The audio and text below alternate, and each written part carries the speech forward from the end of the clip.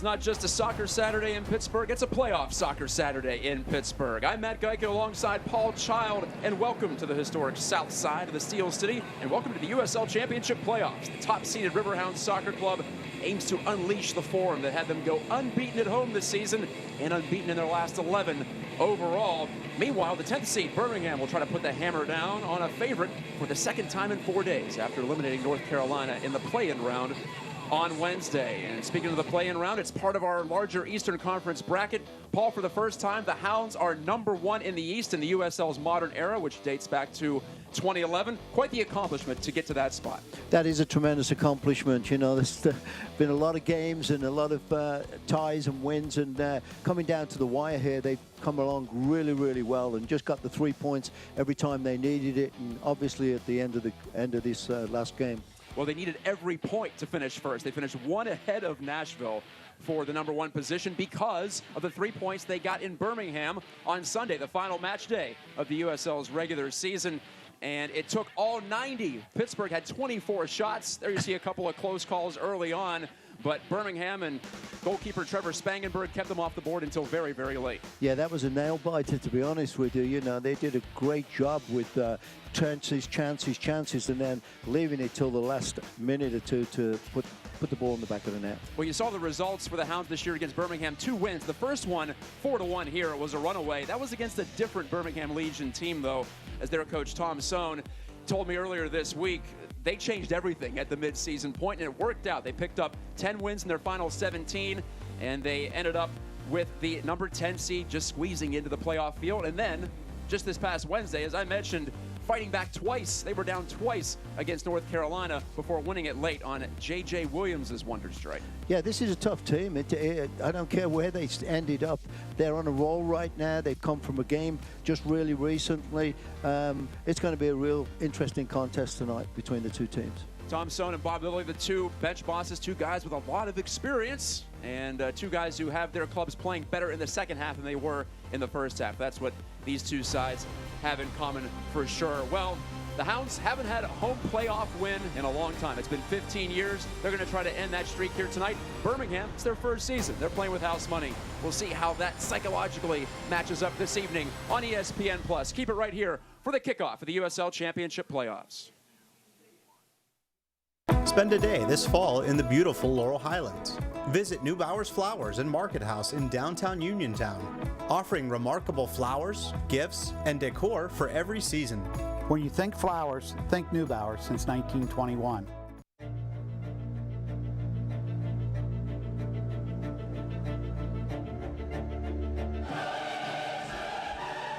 Introducing the sports book at the one, the only, The Meadows. Place your bets now.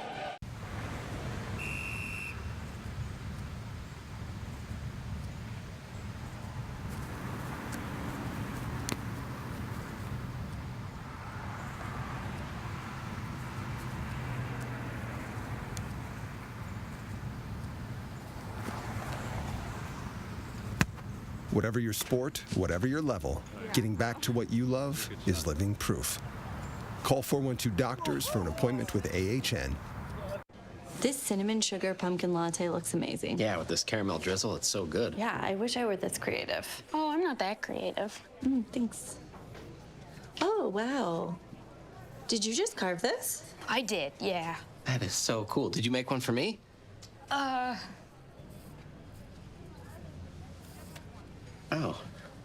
It got busy. Treat yourself to a new cinnamon sugar pumpkin signature latte. It's all things pumpkin at Dunkin'. America runs on Dunkin'. Spend a day this fall in the beautiful Laurel Highlands. Visit Neubauer's Flowers and Market House in downtown Uniontown, offering remarkable flowers, gifts, and decor for every season. When you think flowers, think Neubauer since 1921.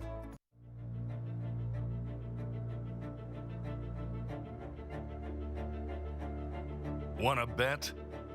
Introducing the sports book at the one, the only, The Meadows. Place your bets now. Playoff soccer in Pittsburgh. Allegheny County Executive Rich Fitzgerald delivering the select game ball, and Mr. Jeff Jimerson on the anthem. Yeah, it feels like a big deal because it is a big deal down here at Highmark Stadium.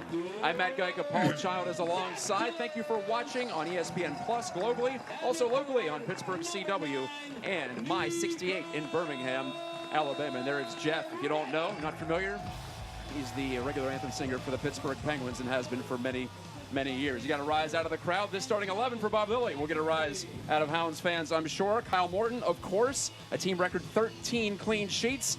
He's there in the back behind the Hounds' five-man back line with Greenspan, Bunky, Azil, Adewale in the middle, James and Dover on the outsides. Robbie Mertz, the Pittsburgh kid, gets the start in his first pro playoff game in front of his hometown fans. Tom Sohn throws the following out there. Van Oekel, much like Kyle Morton, he's been the stalwart.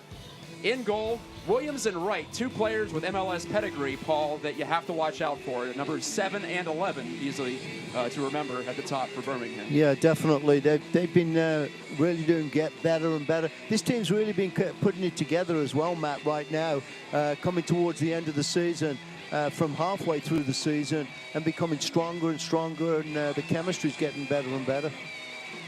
Birmingham Legion not dead last at the midway point after losing to the Hounds 4-1 here on June 28th, but pretty close.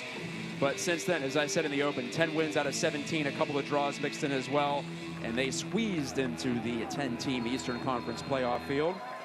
And we are playing playoff soccer at Highmark Stadium for the second time ever. And the Hounds trying to correct a few wrongs from last year when Bethlehem Steel came in here and pulled out an 8-7 penalty kick shootout victory after the two sides were tied 2-2 after 120. What a night that was. Kind of eerily, Paul, it's very similar weather. Rainy and damp and a little dreary, but well, if you're a Hounds fan, you're fired up. It doesn't matter what the weather is.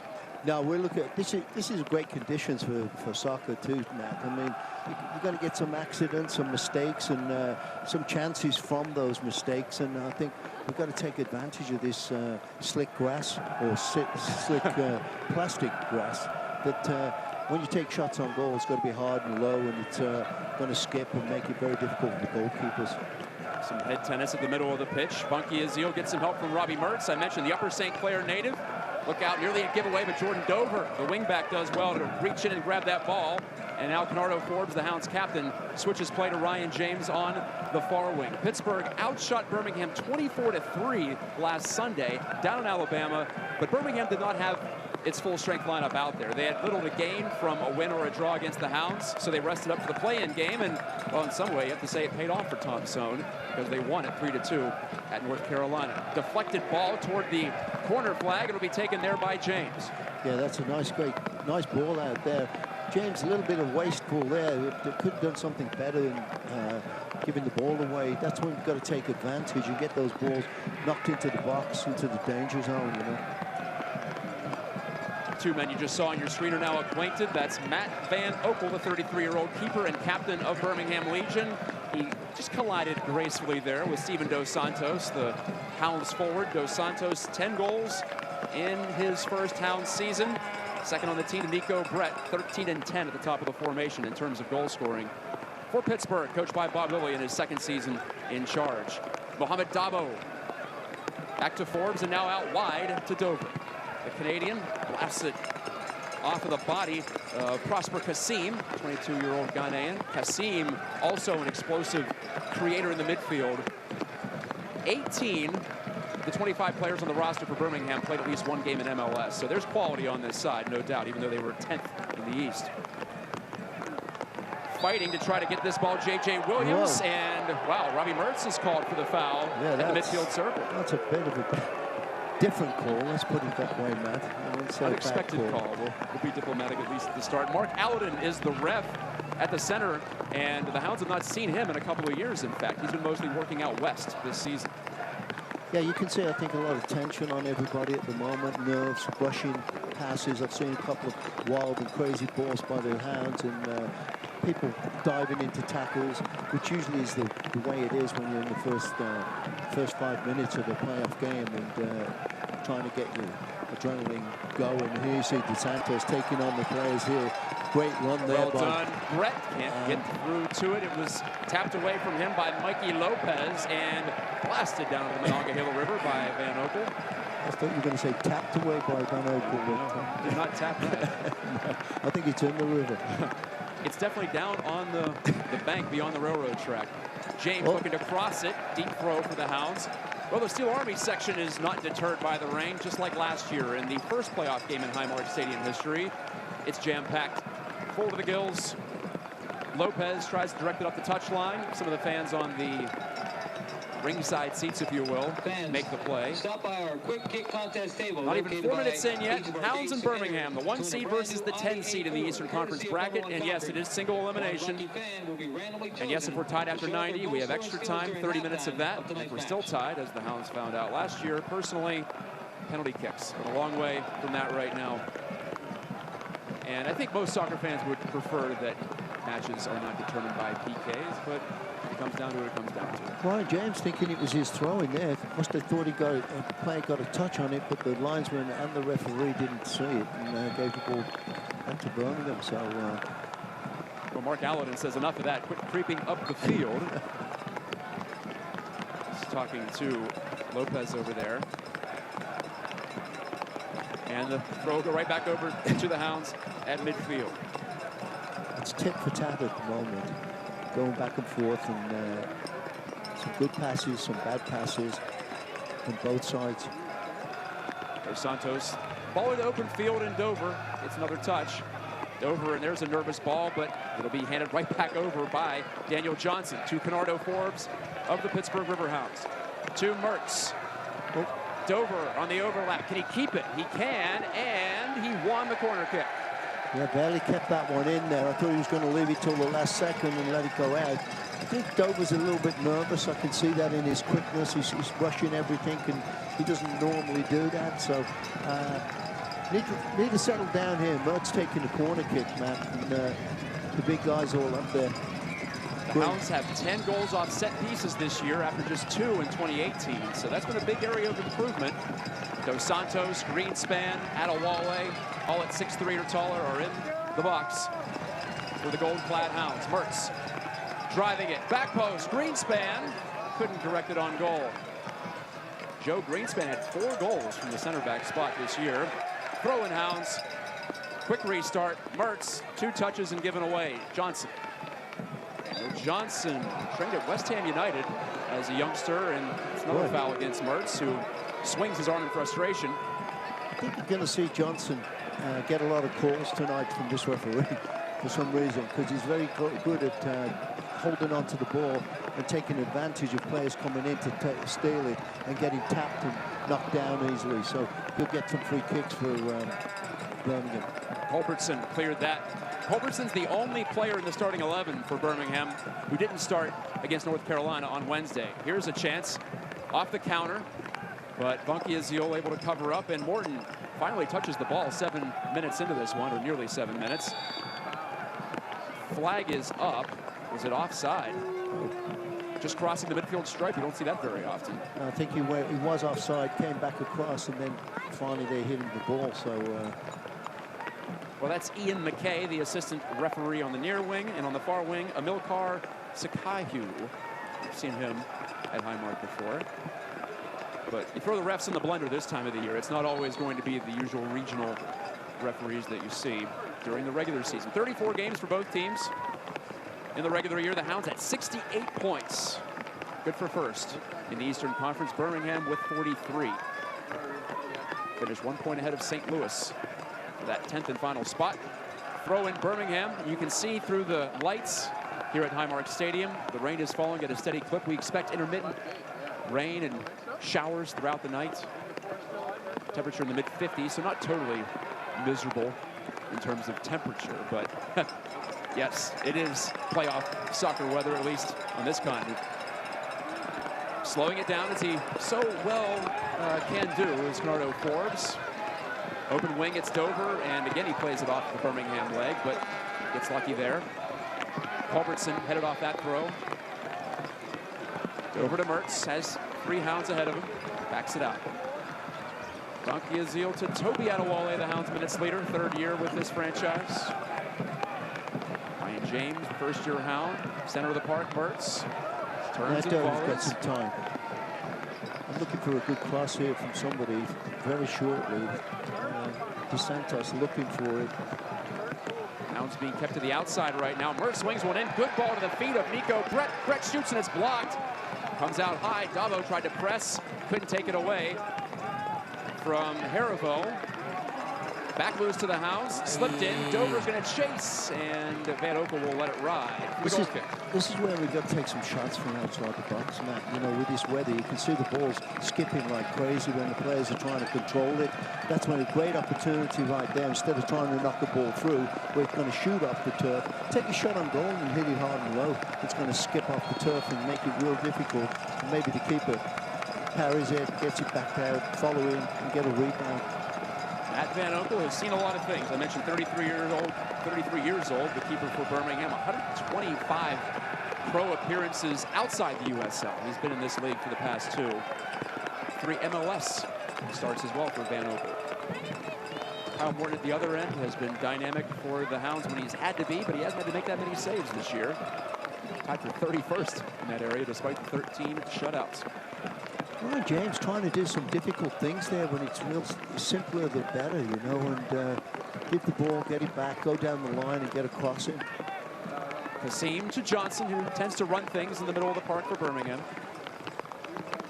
On the ground, Haribo, the loanee from the New England Revolution. There's a couple of those on this squad. Johnson nearly slipped by Greenspan, but he couldn't get a good touch on that through ball. Joe Greenspan heads it off, and it's sent forward by Dover. Too long for Dos Santos. Steven Dos Santos won a USL championship with Bob Lilly as his coach in 2015. So he's been there. He should have some experience and confidence, don't feel the nerves as much as anybody else, and really take control a little bit up front. I think we've got to really, our forwards have got to anticipate as well with this weather and with the slickness of the ground. Follow some of these long balls and follow everything up at the goalkeeper for any rebounds or mistakes made. There's a turnover, and here's Wright feeding it in. The flick on backwards from Williams, and Haribo didn't read that quickly enough. Pittsburgh converges, and Ryan James on it again. Mertz up the center. Dos Santos wants the ball, and now he'll run toward the center. Dover. Jordan Dover to Mertz. Pittsburgh recycles. Pittsburgh 10-0-7 at Highmark Stadium this year. One of 2 USL championship teams to go unbeaten at home, along with Indy 11. James calms it down, puts a dangerous ball in.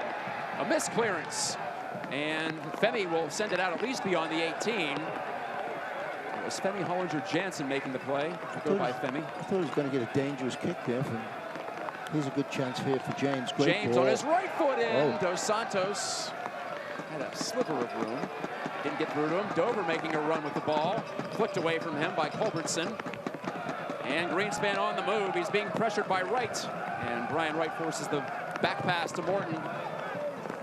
He goes between the 2 forwards, Wright and Williams. And Bobby Mertz has had the ball quite a bit early on. We've got 3 pushing up right now. With looks like DeSantos is pushing up real with Nico Brett. Instead of hanging back behind him, playing like the number 10. Just behind him, he's really pushed up. Mohamed Dabo, who's been playing further up the park lately, is doing the same thing at the moment. Forbes, Dos Santos gathers. Mertz off the post. It's still loose, and Mertz can't quite get to it. He's run off the ball. Dos Santos back to Dabo. Far side, Brett waiting, firing. Yes! They score!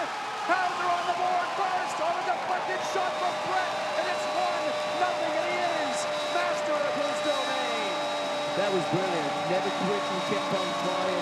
Rebound after rebound. As we said about this turf, Matt, in the beginning, that ball's going to be bouncing every which way. You never know where it's going to go, so you've got to keep following them up, and that's what they really did and persevered and put us on the board right away. The pride of Bobby Moe, Nico Brett out of Robert Morris University. He's found a home again here in Pittsburgh. The stands are shaking. Here's the replay, and the skipping ball from Mertz. Oh, did he ever get all of that? And then it was off the back of Van Oekel, and then it's a complete fire drill from there. and it hit the player, and it hit the turf, and then went in the back of the net. And you can see, Actually, Birmingham got a bad break because if that goes right through, maybe it skips out to safety, but it hits Van Ogle off the post. And we'll see who actually touched that. It was one of the Birmingham players trying to close out Brett, and they couldn't get there in time. I think it was number 3, actually. And Fisher, Kyle Fisher. Fisher, yeah. Well, there, it's desperation time. Who wants it more? Who's able to adapt to the wildly bouncing ball? And this is where we've got to be smart as well now, Matt, and be calm again, get the ball back under grip, and keep possession for a little while. Don't let this team come right back, because you know the most dangerous parts or chances for teams is once you've just scored, the other team come right back in the next 2 minutes. So you've got to kind of like settle it down, get back into the rhythm again, and create some more chances. To your point, Paul, Birmingham twice at North Carolina trailed, but they didn't trail for long. They were able to respond quickly. I think there's some merit to that. If you're able to do it quickly, it doesn't feel like you're fighting uphill the whole night. Yeah, you're not battling, and that's when it gets to be a battle, when you know, a team scored and then nothing happens, or you don't get many chances. You start kind of dropping your head and wondering, are we ever going to get a shot here? You know, and these teams seems to want to get right back into it, but I think Hounds do too, and we got to try and get back on the board again. Anderson Asiadu had a touch for Birmingham, but it's right back in the possession of the Hounds. Can James hold it in? Well, high leap, and apparently it is still a live ball. Dos Santos is chasing it down. And it's free. Dos Santos puts a cross through. He had Brett at the 6, but I don't know what he was thinking there. You look up and you see nobody in there. That's when you've got to maybe take that extra touch, which a guy with his experience I thought was going to do, but drilled it across and maybe hope somebody was coming in at the far post. Mikey Lopez just ran out of time and space, and Dos Santos got some help, no doubt. And now Stevens making a run here against Femi, but Hollinger Jansen gets the clear, not all the way out. Ahmed Dabo, second-year Hound from Senegal, over to Dover, back to Forbes, the Jamaican. Throw-in Hounds off of Culbertson's dome. 16th minute, Nico Brett's given the Hounds the lead. They led twice last year against Birmingham Steel, so the players that were on this team for the playoffs in 2018 know that this is no guarantee, even though it is a wonderful start. I'm sure they remember those kind of things too, Matt. I know I would have. You know, you don't want to get into that situation again, so you've got to go pedal to the metal. Versus chip. It's Brett! Nico Brett's got a brace! I think it's an own goal. I think it might have been off of Brett, maybe off of a Birmingham player. Either way, the cross deflects home, and it's 2-0. And the way the Hounds are reacting, it's tough to tell. We're going to have to get a look at that replay. Into the river we dive. Pittsburgh by a deuce very early on, just past the quarter-hour mark. I think it was Fisher that got a little flick on there, and he knew that Brett was on his own behind him, and he needed to just try and head it. He didn't really get, again, the wet ball, the wet weather slick skimmed off his head. It was Mertz getting outside to the left wing for once early on. Yeah, you're right. It was not Brett. It was Fisher, I want to say. Yeah, it is. So pardon me for the quick call. I thought it was Brett on the end, and it will be Fisher getting the own goal, not where you want to write your name on the score sheet at any time, let alone when you're down 1-0 in a single elimination situation. And Dos Santos, so good at drawing calls, gets one there just beyond midfield. He made it look like he got mauled. But, like we've said, he's good at that. He's good at it too. There's a few players out there that can do that kind of thing and get away with fouls and free kicks when really there was not that much involved. But really good to see the Hounds get going in this start, and they've got to just keep their foot on the gas here and keep on pressuring and create more and more chances as they can. It's so funny. How many crosses did the Hounds have against Birmingham? They look very similar to that on Sunday. None of them went in. None of them led to anything. It was really a desperate ball that created the header for rookie Mark Forrest to score in the 90th. Yep. Now they get a bounce off of a Birmingham player. And I'm sure the Legion would have preferred that one went in last week. Not How about next. Dover? Oh. And now Dos Santos shielding off a player. Culbertson saves the day once more, but now the Hounds are starting to feel themselves, feel the confidence. And of course, it's easy to do that when you are up by a couple. Greenspan talking to the fourth official here. I was just wondering what he was getting on his case about, but loose ball. Dos Santos took a hit, and he's reaching for, like, his side. I don't know what happened there. Got hit with an elbow in the back, maybe, or into the side. Kidney or liver shot there on Dos Santos. Tim Smith, the athletic trainer for the Hounds, running out to 10 to Pittsburgh, 6'4" striker Dos Santos, 30 years old, from Cape Verde, a critical player to their cause. Bob Lilly is calling his players over, take advantage of the de facto timeout, even though it's not in the circumstance you want. Well, so if you're joining us late here tonight, it's Brett scoring on a deflected shot. Look, that's actually an elbow in the back of the head as well. Into the head is what it was. And a knee in the back, I think. Yeah, because he is reaching for his side more than his head. That's double trouble for Dos Santos, and he may have to at least pass a concussion test here on the sideline. As I was saying, it was Brett scoring, and then Nico Brett was in the box again when Robbie Mertz's cross caromed home off the head of Birmingham Legion defender Kyle Fisher. So that is how we've gotten to 2-0, just short of 20 minutes. I think the elbow to the side, or the knee to the side, is what is afflicting Dos Santos more right now. Yeah, definitely. And he's a tough guy. He's not going to be out of this game for sure. There have been games I wondered how he was still upright at the end of 90 minutes this year, because he goes to, use a cliche, the high traffic areas. And he knows that's where he has to be if he wants to be successful. Definitely. The frame that he has, sometimes it's better for him to be closer to a player than it is to be further away. Well, Pittsburgh will hand the ball back over, and sportsman conduct. The sportsmanship that enters into games at moments like this. Van Oekel. Well, now if you're Birmingham, how quickly do you shift the game plan? Here's a flashing header in right to volley it, and Morton keeps it in play after making, might not even been on frame, but he did tap it away from the post. Yeah, he made it look really simple. The player that hit it didn't quite get it where he needed to, because it could have been dangerous, because he was a good 6 yards off his line, and the right ball would have gone over his head. That's Funky Azil. Slugs it through the midfield. Up for possession, and Zach Harivo. Another one of those New England Revolution loanee players. Their president, GM, Jay Heaps, was the head coach of the Revolution for 6 seasons. If you're an MLS fan, you probably know that name.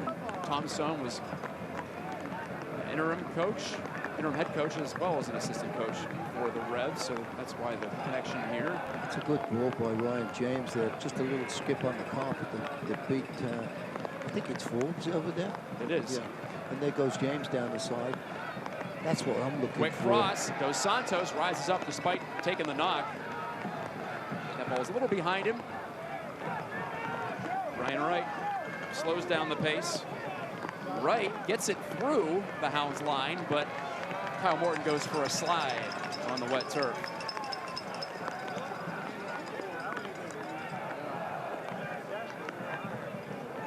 Dos Santos, don't think he got a flick on that. Brett runs to Femi, bangs it away. Yeah, they don't think twice about that at all, the defense for Birmingham. They're just getting that ball out of the danger area right away and really don't care who it goes to. Just getting it out of their offensive end. Femi, number 88, center back for Birmingham. Interesting story. He was a high-scoring center forward in college for Indiana. He won the College Cup for the Hoosiers, in fact. But now he's being placed as a defender, and he scored a big goal last week off of a set piece as Birmingham advanced past North Carolina in the play-in round here in the Eastern Conference. Try to get you some scores from out of town as quickly as we can. Most games haven't started yet. The Monarchs of Salt Lake have advanced 6-2 over Orange County. That's our one result in the quarterfinals to this point. Good ball. Haribo's going to run too. Oh, and great challenge there. Ryan James made the play as he fell to the pitch. Yeah, he really made contact with the ball as well, which was really good. Lopez getting in the face of the Hounds. And it's the holding midfielder, Asiadu. And what's going on here?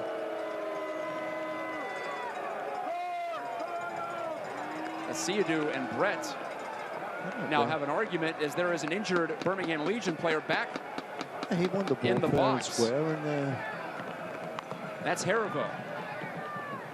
Zachary Haribo, out of Boston, Massachusetts, former homegrown player of the New England Revolution. And he's flat on his back at 24 minutes. And head referee Mark Allen has his hands full, keeping everything under control, as you expect. He looks very nervous there, didn't he? I don't know what I don't know what actually went on over there. I think the player just whacked the ball off of Nico Brett. That's what I think happened too, because the Steel Army reacted as if there was some offense committed, and I was looking down here at the injured player. Yeah. So I apologize, I didn't get a good look at it. Out of town scores. I said we try to bring him to you. Louisville City up 1-0 at Slugger Field against Tampa Bay Rowdies in the 4-5 matchup in the East. Winner of that one plays the winner of this one. So that's why we bring that up.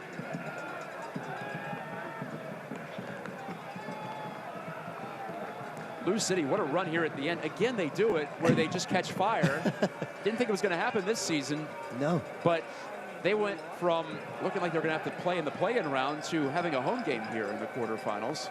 So they were saying goodbye to Slugger Field. They're moving into that shiny new stadium next season, but not quite goodbye yet. They'll have one more, and it's going on right now tonight. Okay, so we're back to play after all the controversy, and the injured player Haribo was tended to. Haribo is still out there, so Birmingham playing with all 11. To the corner. It's a little dark back there. Throw in for the Legion. And that's right by the advertising signage. Now he'll let Lopez, the wingback, handle it. Yeah, not in a rush to take that at all, are they? That's a good ball in.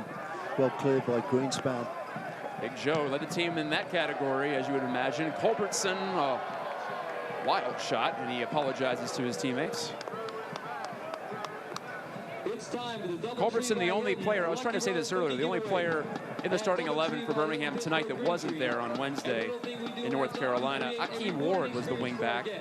And he looked dangerous, but Birmingham's playing its third match in 7 days. So, you know, some fatigue's going to get into there, into those legs, especially if you play on the outside, you're running up and down for 90 minutes.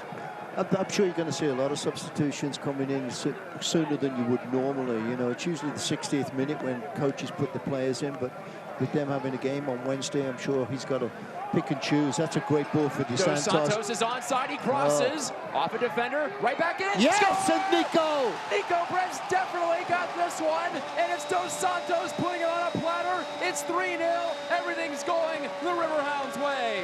Boy. That was like a gift again. It was like Christmas for Dos Santos. He hit the first ball, and the defender got it straight back out to him, and he hit it straight back in, right across the 6-yard box where, you know, Nico Brett, perfect for him. Just a one-touch, boom, in the back of the net. Great job. A dream start, and they're putting the hammer down on Birmingham. And the smoke bombs are getting a workout, so is the train horn in the Steel Army supporters section. Yeah, incredible. You don't get a bounce like that all year after the initial clearance. And then he comes back and boom. And give credit to Nico for keeping his foot available there and just angling it slightly. Yeah, just cool. You're very cool and calm and collect. Perfect spot for him. We know he's deadly anywhere inside that penalty area in the penalty spot within the goal. And it shows you right there. Nico Brett. He has two, and he was inches away from a hat trick, really, in the opening 30 minutes. If that ball gets through from Mertz, it's probably in the back of the net, too, off of Brett's head. Talking about the second Riverhounds goal that ended up being an own goal, rightfully scored. So Brett, 15 in his first Riverhounds season last year, 13 this year. Well, now he has 15 in his second season. With help from the first playoff game, Tom Sohn, you saw him sitting back on the Birmingham bench. And Dos Santos draws the call near the touchline. It's so very typical of Dos Santos to be putting in that defensive shift all the way back at the edge of his defensive third. And he is again slow to rise. And he had to bet on a sub for the Hounds, whether now or at halftime. I think if you're up 3 still at the half, maybe you take Dos Santos out, because why risk it? He's still holding his ribs too. Something's not right there, and he got chopped down really good there. And the referee, I don't know if he spoke to anybody or what, but didn't really give anybody a caution or talking to. There's been incidental contact, and there is Dos Santos going for the long ball from Adewale. Adewale defending here against Johnson. Johnson couldn't poke it through. Mertz getting back. Dover over the top. The Hounds' season high in goals is 5, in case you're wondering. They blitzed Atlanta United 5-0 in June. On the road, actually. Their season high at home was 4. They put 4 past Memphis. Here's a total giveaway, and James will step to. Ryan James really read that well, Matt, from way over there. He could see where that player was going and anticipated and took the step and got way in front and won that ball right back. James off the Birmingham body. That's Haribo. Adewale. That's a great ball. The switch of play on to Dover. The cut back, and he's elbowed in the face, and that might be, well, it's at least a yellow, and it is a yellow. That could have been a red card really there for sure.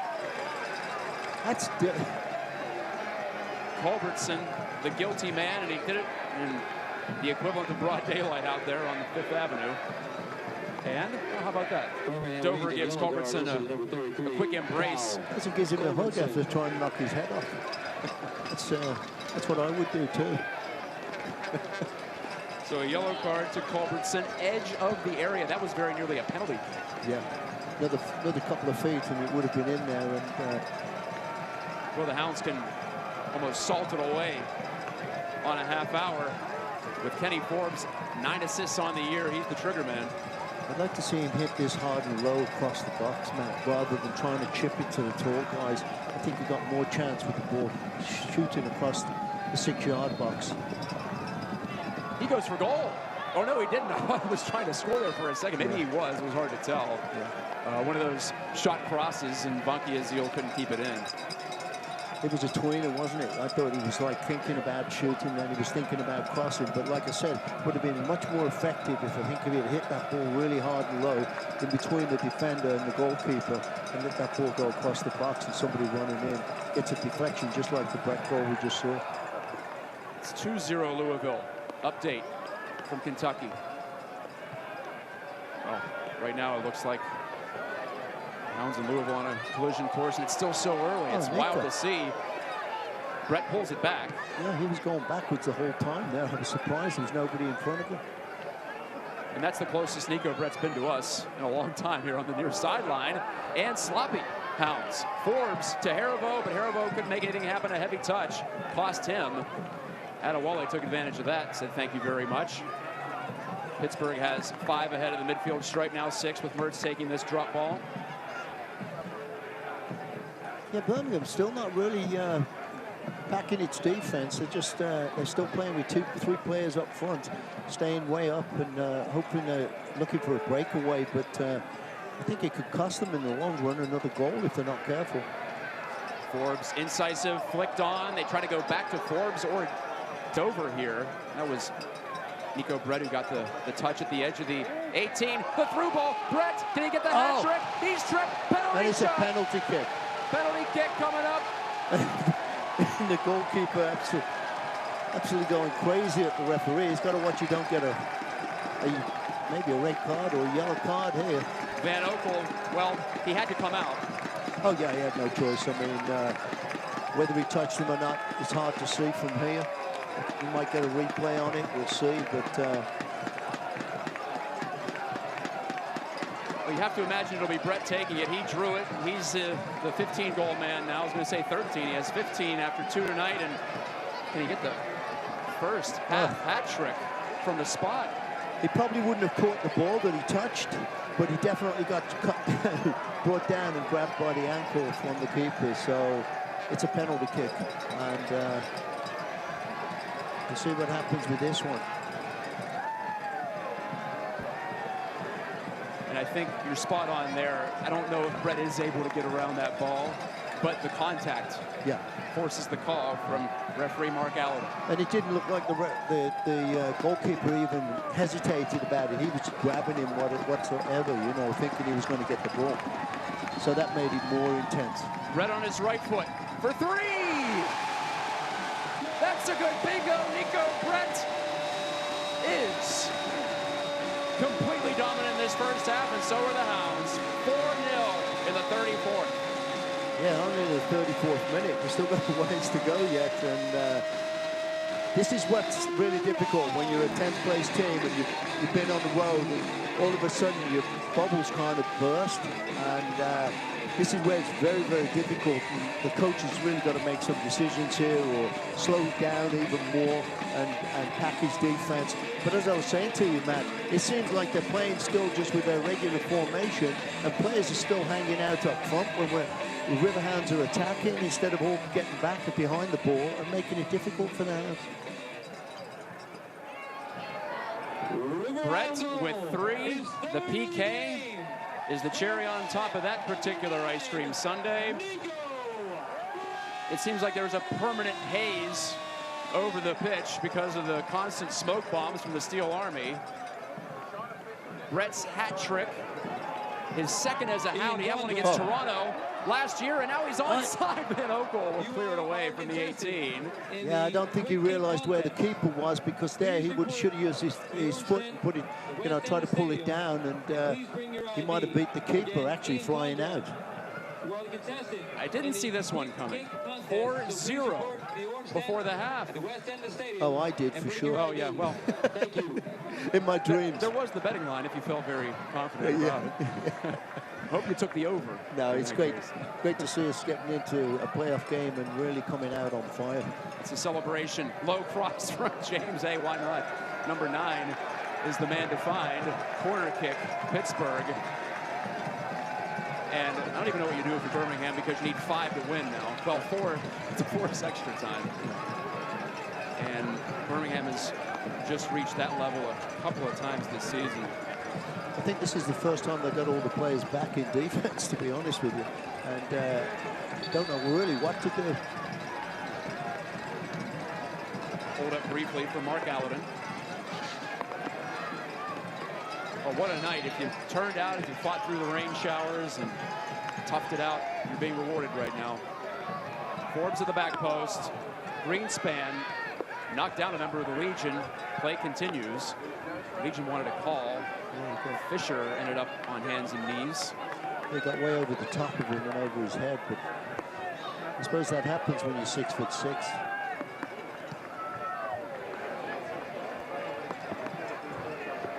Headed down, and Dover will take it. I think DeSanto. Oh.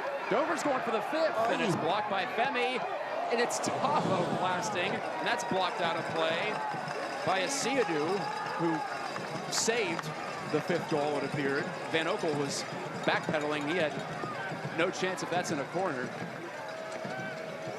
Folks, Select is the official soccer ball of the USL. It's about to be put back into play here. For several decades, Select bringing you the implement of choice in several high-level leagues around the world, including the USL Championship. Foul against the Hounds on the corner.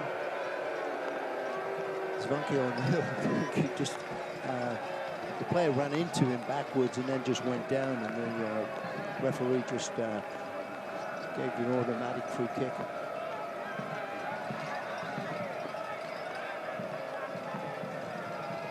Well, next week, the road to the 2019 USL Championship Final continues November 1st on ESPN Plus with the conference semifinals. For specific match times and dates, visit USLchampionship.com.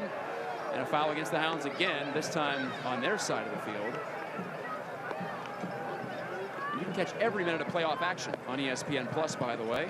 I thought that was a 50-50 challenge there. I don't know why that was called, just because the player went down. Oh, and it was Johnson that went down. Okay, now I understand.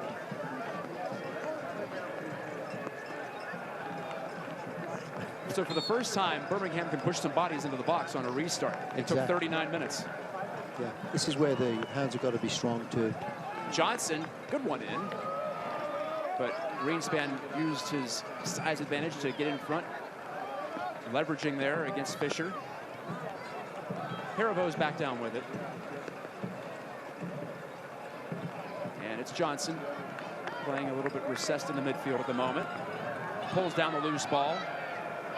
And for Birmingham right now, well, now there's a, is it Haribo again? Yeah, players going down like flies, you know. It was a 50-50 challenge for the ball. The Riverhounds won it, and maybe he clipped him afterwards or something. I don't know. It's Brian Wright, pardon me.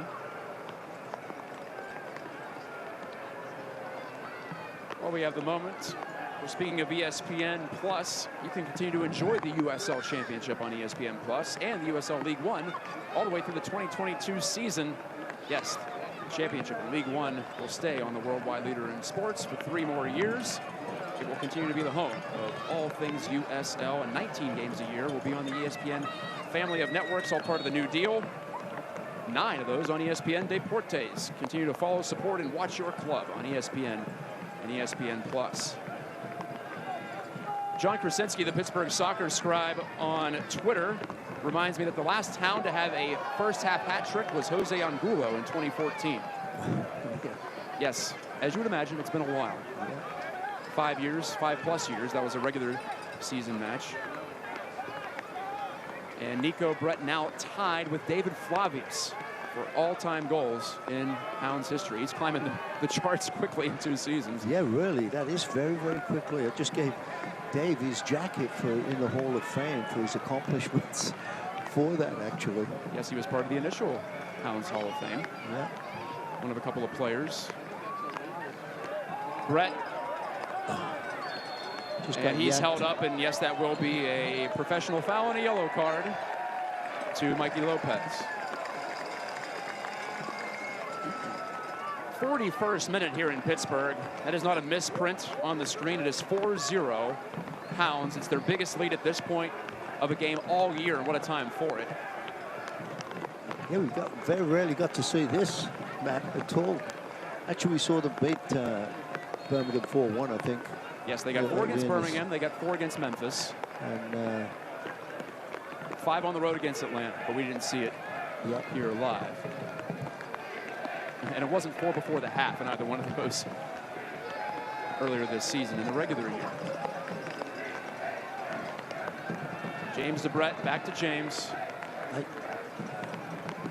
Birmingham yellow card. That's a nice pass, nice move, nice run offside, I think. Combination, yes, Dos Santos was the man ahead of the back line. Coming up at the half, we're going to look at the season matchup between the Hounds and Birmingham and a couple of teams they might play in the next round. Dos Santos runs right through him, man. Dos Santos. He tried to draw the PK, and referee Gallatin says no. I thought that was more obvious than the other one, but Dos Santos is still well behind the back line, and then Brett blasted right through Femi Hollinger-Jansen. More sportsmanship here. Easy to do that, or easier to do that when it's 4-0, but Dos Santos is a gimpy man at the moment. The referee was only maybe 4 yards behind that incident, and obviously felt that it was not a foul. And that free kick going back to Birmingham.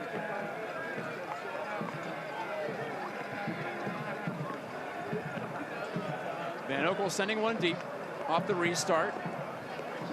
Huge collision between Adewale and Lopez. 2 strong men coming together. Adewale ended up on his backside, but the Hounds come out of there with the ball. James looked to shake and bake and move upfield. Not going to be able to do it there. Lopez recovered. He's been really selective of his runs up the left-hand side, Matt. He goes sometimes and then checks back and starts over again. He's got a lot of space over there, as you can see right now. And flicked ahead by James. He might get there before the ball goes out if he wants to. They're not going to press the issue there, I suppose. Yeah, he just slowed down and let him... That was Mohamed Dabo making the run. Yeah, weird to see Dabo hold up. Usually he's Mr. Max effort all the time. Yeah. Perhaps the score factors in there, getting close to the half. I don't know. The rain hasn't really let up, I'll say that much. No, it's really steady. But the field is absorbing it very well, as you would imagine. It's the first year for this surface. After 6 seasons with the old one, it was due for a makeover. We had one match all year where it rained the whole time. That was St. Louis back in April, and it held up well then as well. The referees will add on 4 minutes to this first half. Dabo misconnecting to Brett. Van Oekel and Lopez arguing with each other over who should have covered that.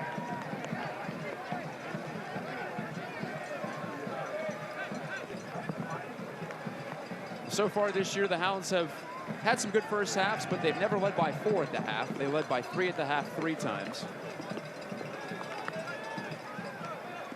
And again, what better time to do it than right now when you your season comes down to it. Yeah. Yeah, this is the do or die time, and you've worked hard all year, playing 34 games, and finally got to this point, and it's like restart again, and rejuvenate. What a great way to restart it is in this first half so far. Adewale to Bunky Azil, and the 4 minutes is flashed by the fourth official, Kevin Fiker. Pittsburgh wants more, maybe. Does Brett want more?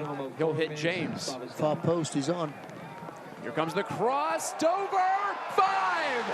A 5 spot scored by number 5. I can't believe this. I said the far post is wide open, and he was. And I saw him running down this right-hand side and just creeping into that far post area and just got right on the end of that. And well struck. I mean, didn't try and hit it hard, just nice side footer, passing it into the far post and catching everybody out. A celebration of soccer on the south side tonight, and we're only halfway through, not even halfway through, in first half stoppage time. Jordan Dover rocks the Casbah. Birmingham don't like it. And I don't know what you do if you're the Legion at the half. Probably just sit there and wait for the second half to start, because the horse is well out of the barn at this point.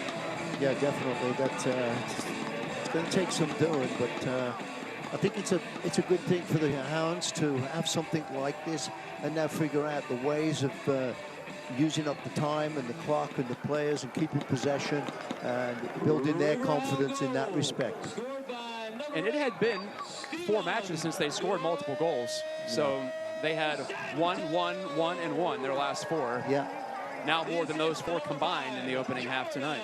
And before that, we had 4-4, I think, you know, and it's kind of like a roller coaster, but got to be happy about it, Bob Lilly, with this, I'm sure. Bob's been coaching for a while. This is his 19th pro season. I don't know if he's ever been up 5 at the half in any game. Forget a playoff game. I don't think he has, for sure.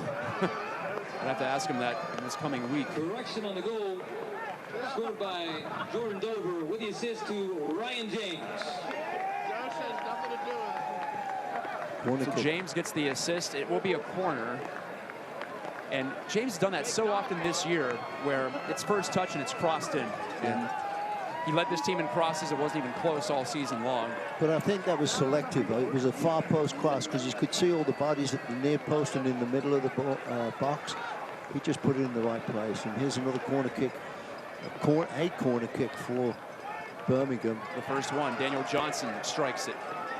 Pounded away. Culbertson back into the mix. And just wide of the goal from right. Yep. First opportunity, they've at least got a shot off. Still a couple of minutes left in first half stoppage.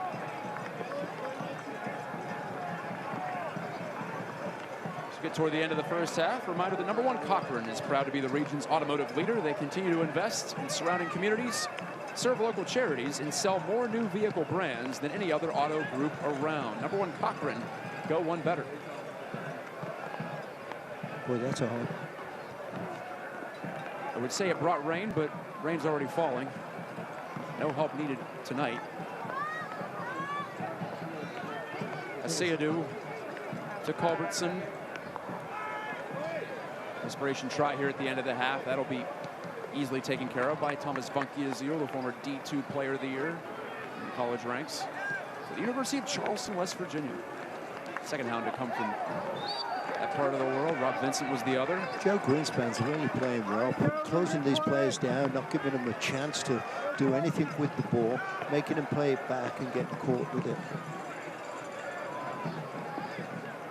And Pittsburgh will get the final, possibly final restart of this opening half, and it will be. The ball won't even be allowed to touch the ground before the whistle sounds. And an incredible ovation, a standing ovation for sure. And hey, why not? That's something we've never seen in the history of this franchise. 5 goals in the first half of a playoff game. Pittsburgh hasn't even won a playoff game since 2004, and they should be able to guide this one home in the second half. Incredible performance from Nico Brett, but I don't even want to necessarily single him out because I feel like most of the Hounds, if not all of them, are right on top of it. Oh, they really are, Matt, and I felt that all season, you know, especially the second half of the season. The chemistry's just been coming together and together, and they've been clicking on all cylinders. The last couple of games, not the greatest, but getting opportunities and chances. But, you know, great to see them just get it together at this time of the year. It is together in a big way. We'll come back for the half. Stay with us on ESPN Plus and Pittsburgh CW. Wow. Want to bet? Introducing the sports book at the one, the only, The Meadows. Place your bets now.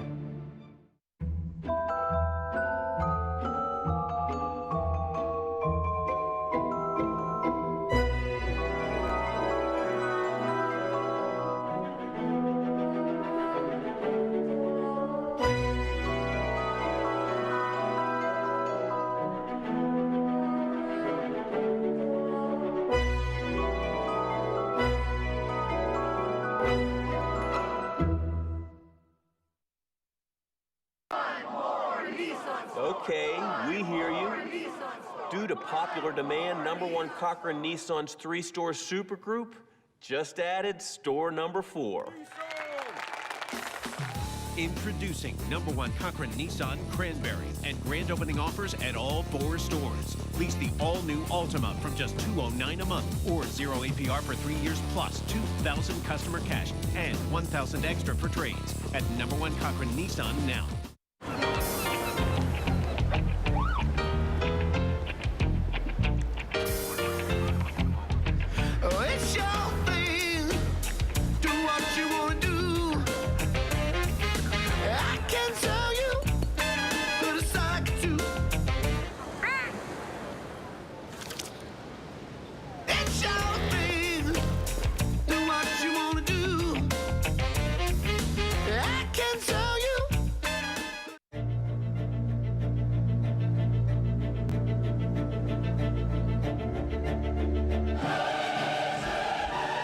Introducing the sports book at the one, the only, The Meadows. Place your bets now. 5-0 Hounds over Birmingham here at Highmark Stadium on the south side of Pittsburgh. I'm Matt Geica with Paul Child. We're catching our breath. We barely had time to even consider what was happening. Goal after goal after goal in the first half. And, well, ideally, it should be relatively smooth sailing to the end. But we are going to look ahead, at least for right now. Louisville up 2-0. That game's not over. This one obviously isn't literally over yet, but we wanted to scope out the potential Eastern Conference semifinal collisions, and it would be either Louisville or Tampa playing the winner of this one. Paul, Louisville has had some success against Pittsburgh down in Louisville, but up here, the Hounds have normally taken care of business, and there you see Pittsburgh unbeaten against them. Tampa Bay, I think probably played the Hounds as good as any team this year. Yes, they did actually here, and that was a very, very tight game, and I think the Hounds were up all the way till the 89th minute or something, and Tampa Bay got back on the board and tied that game up. So I think they would have much tougher rivalry, it seems, at home with Rowdies than Louisville. The Rowdies, I was impressed by how they were able to bog it down here at Highmark. I think they're one of the few teams that was in a position to do that with some of the experience they have and the good coaching and the poise. So, but Tampa is down 2-0 to Louisville, and you know Louisville City is going to bring all guns to bear. They're really good at this time of the year, and they're always extremely in control of themselves and a lot of times the opponents. Yeah, especially when they're playing at home too. I think it seems to be that's their place. They really enjoy playing, but that's kind of like the Hounds. It'll be interesting to see. I mean, that game's not even over yet, and Tampa Bay are a very good team, and they might kind of start getting back on the board. And we've seen it a few times from Tampa, especially late in the year. They came back once or twice. All right, we're going to throw it to our latest feature from USL Championship Media, and when we come back, we'll continue the halftime show from Pittsburgh. Stay with us. North Texas Soccer Club, Greenville Triumph. Who will be the one? Going for goal, a great save from Zobek. Almaguer going for goal, pushed aside by Jay. Deflecting around, the shot coming, and it's in! The opening goal for North Texas. And there's the final whistle. North Texas Soccer Club, #1 in League One.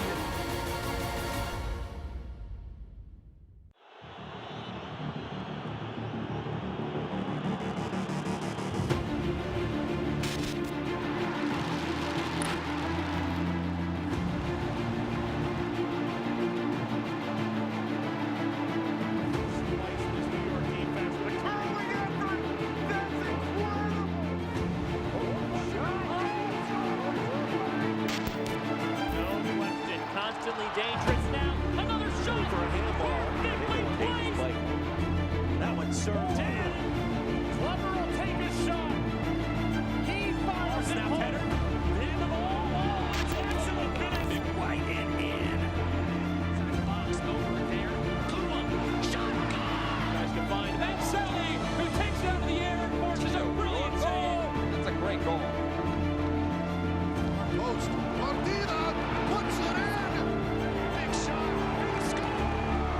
Take a shot, and Tempakis diving to carry it away.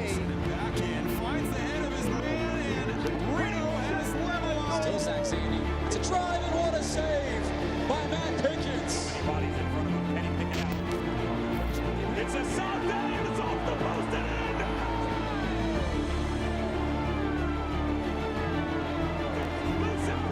It's Freighters!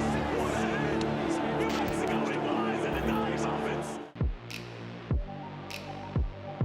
Cutting back, Williams wins it. Seconds remaining, and that will do it. Chip it up over the top. This ball's for Eddie Bolton. Eddie Bolton with a thunderous strike.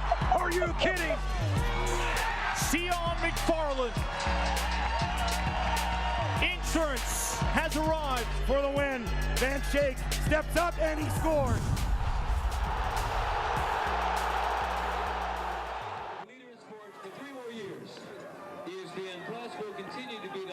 5-0 Hounds over Birmingham. Quarterfinal matchup here, and quarterfinals are going on all across the entire USL Championship tonight. Let's give you some of those storylines while we can. And thank you again for watching on ESPN Plus, Pittsburgh CW, and My 68 in Birmingham. Real Monarchs, Salt Lake City have moved on, and we're still in the process of shaking out the rest of the quarters. Zico Lewis, a goal and 2 assists last week. Charleston in the playoffs, and they won the play-in game. So the old guard well represented here with Pittsburgh in the Battery too.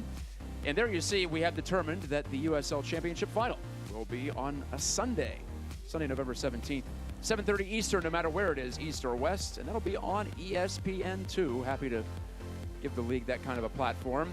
And the big bracket, you saw the Eastern Conference bracket in the open of today's show, but here's the whole thing. All 20 teams involved. Phoenix Rising, well, when you win the league by, what was it, more than 15 points, you're going to be at least a favorite, if not the favorite, to advance. But these one-and-done scenarios. Yep. Tough to really pin down. In the East, it really is wide open because I feel like the Hounds, Louisville City, Nashville, Indy, Tampa, Red Bulls too have done it before. They're all very capable. And there you see Indy and New York 0-0. Nashville moving up to MLS after this season. They're trying to author a perfect finale. Yeah, that'd be a nice way to go to the MLS on a winning streak. But like you say, I think in the Eastern Conference, though, Matt, it's so tight. All those teams, we've played teams and done well against them and vice versa. So, you know, it's going to be right to the end on this on the Eastern side. Late games, 1 versus 8, Phoenix versus Austin, and Fresno and El Paso. Power rankings, yeah, the Hounds continue to impress people, and the way they finished the year, they haven't lost since mid-August. That's an 11-match unbeaten streak, 8-0-3, trying to make it 12 here tonight, in a pretty good spot to do it. Phoenix actually stumbled a bit at the finish line. 2 losses in their last 5, which for them qualifies as a big stumble this year after winning 20-plus in a row. But no real surprises, and you see the independent teams in the East rise to the top as we expected. I think coming into this year, that was probably the smart money on seeing teams like Nashville and Pittsburgh and Indy and Tampa near the top. Pittsburgh's on top big right now. We'll be back to go over the first half and get you set for the second after this timeout. Spend a day this fall in the beautiful Laurel Highlands. Visit Neubauer's Flowers and Market House in downtown Uniontown, offering remarkable flowers, gifts, and decor for every season. When you think flowers, think Neubauer since 1921.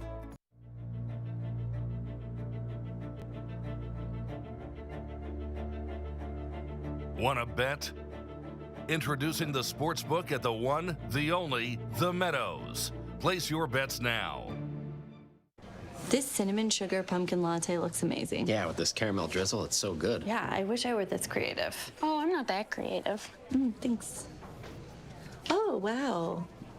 Did you just carve this? I did, yeah. That is so cool. Did you make one for me? Oh.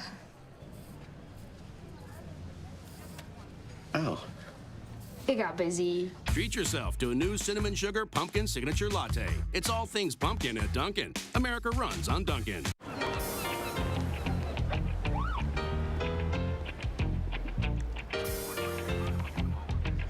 It's your thing. Do what you want to do. I can tell you, but it's like to. It's your thing. Do what you want to do. I can tell you.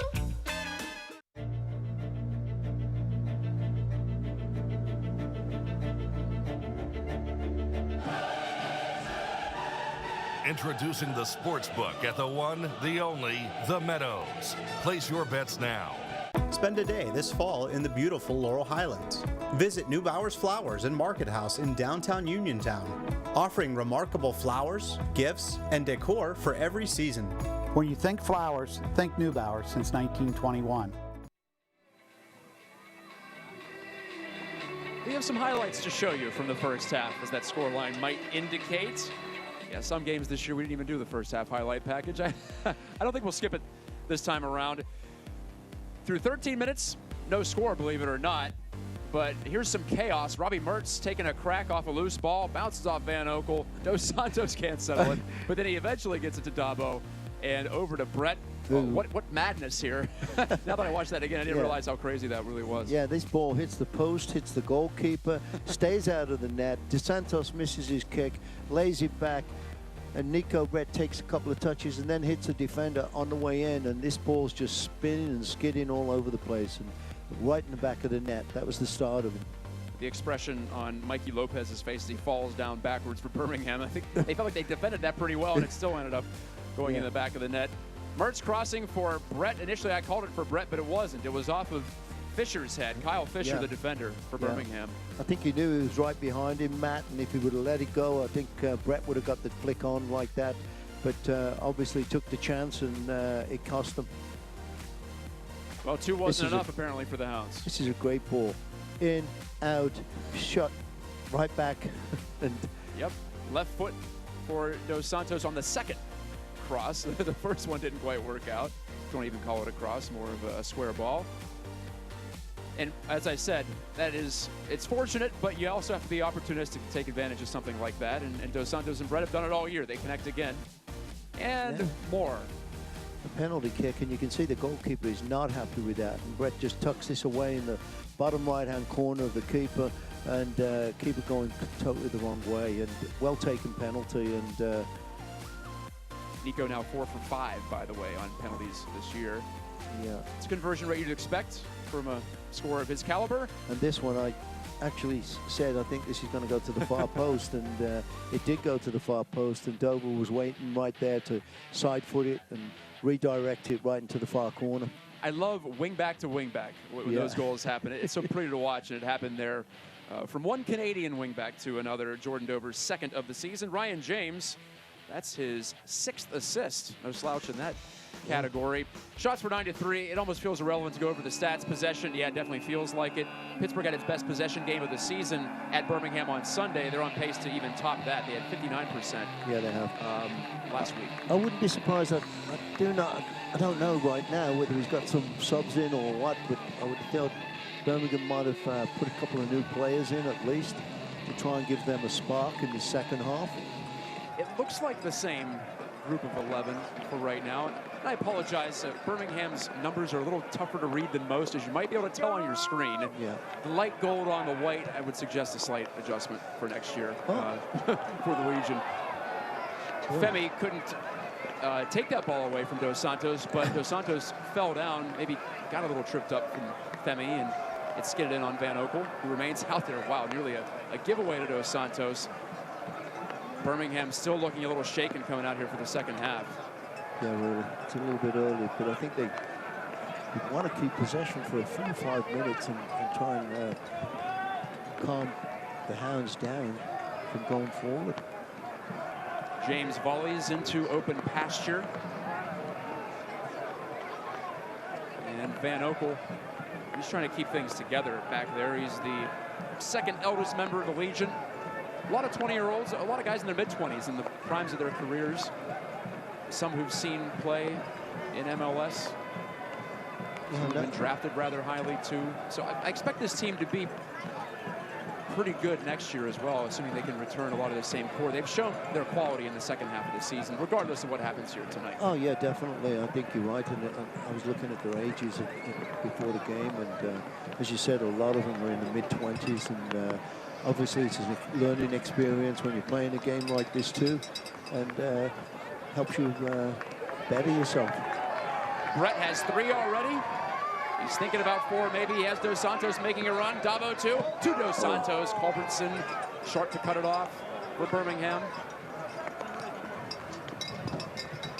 Brett to Dos Santos to Brett. We've seen it probably close to a dozen times this year when it comes to goal combinations.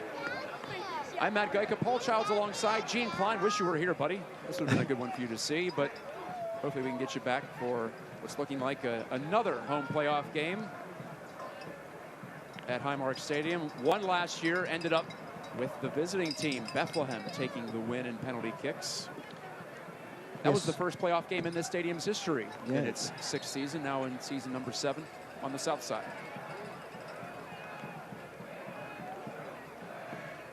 So what are you looking for here if you're Birmingham, Paul? Can you salvage anything? I suppose you have to believe, or else why go out there? Exactly. I think what you do, Matt, all these players got to go out there and think they can make a difference. Somebody can do something out of the ordinary, take a chance when you wouldn't take a chance, and try and get on the board as soon as you can, because obviously 5 goals is no easy mark to catch up on, and the quicker you can get one back, it changes the momentum really quickly, and put you back on the goal streak. The Legion are in a spot where they don't need one quickly. They need like 2 or 3 quickly to really get them adrenalized again. They came out with some energy, and as we noted, it was a nervous start for both sides. We thought some giveaways and uncharacteristic play, but the Hounds settled in on 15 minutes, especially after Brett finished off that crazy sequence. And here's a turnover, and Daniel Johnson, the Georgian. Yeah, to Lopez, Haribo, and back to Lopez, maybe. No, it'll be Forbes arriving on the scene first. Greenspan helps. Greenspan cleaning up there. Looked like that ball was out, but No, not all the way out. It wasn't all the way over the line. the ball has to be completely past the white into green space for it to be into touch. Kyle Morton, remember him? He rises to take this one. Yeah, we forgot he's in the goal. He's a guy in blue. So, yeah, this is his first touch of this second half, actually. Birmingham did have one shot on target. It was that ball that Morton parried away with one hand and then caught. It's a Brian Wright header. Yeah, he really hasn't had a lot of activity, and that can get to you sometimes too, Matt. You know, you kind of like get into a bit of a daze back there, and then all of a sudden they get some shots on you, and things start coming really quickly. So, as we said, you know, that's what Birmingham's got to try and do here to even think about getting back. One goal would be good, obviously, but as you said, they need probably 2 or 3. The Hounds all-time are 7-11, counting that shootout loss as a loss last season. They're 7-11 in the postseason. They were 7-3 to start team history. The first 5 years, pretty good stuff. They advanced a couple of times, made it to the league semifinals once in 2004. That was their best team leading into this year. Now this team has a serious argument. 04 is still the best goal differential. That team only lost twice in 20 games, 17-2-1. This year's team lost just 4 times, though. That tied Phoenix for the least. That's a good ball. In the league, it looked like one. Now Dabo will get to it off the deflection. Did. That's the Dabo in here. He keeps going and he gets on the end of things like that. Dos Santos and Rapid Robbie Mertz from Pittsburgh, PA. Dos Santos getting to the middle of the box here for a cross, and kind of good handle. Culbertson coughed it up. All of those turnovers tonight for Birmingham too. I don't know if it's a team getting a little tired mentally. Possibly they've had to battle to get here, really starting in July. So, you know, we're just seeing a team finally run out of steam. Greenspan again reading that situation and stealing the ball right back and just timing his tackle perfectly. Brett wants to take on a player. Culbertson wins that duel. Got nobody to hit up front. They're all still in their own half at the moment. Now they're pushing forward with 3 or 4 players, but losing possession again. Haribo didn't have much help. He had poked off his foot. Fun fact, and if there was a time for fun facts, it's right now at 5-0. Zach Haribo is cousins of Naomi Osaka, the Grand Slam tennis champion. How about that? Okay. Thank you, Birmingham Game Notes, for that one, and their Director of Communications, Clayton Humphreys. I was hoping I could get that one. Oh. Well, if this were a tennis match, it would be 6-love, 6-love, or something like that at this point. Pittsburgh with 5 in the first half. Believed to be a team record, I'm hearing, from Tony Picardi, the Hounds media relations communications guru. He's got it all in that Rolodex. Through ball here, not even anywhere close to Culbertson, who made a delayed run. Biggest margin of victory ever for a Pittsburgh Riverhounds squad is 7. They won 7-0 in 2004. So put that in your back pocket in case it comes up.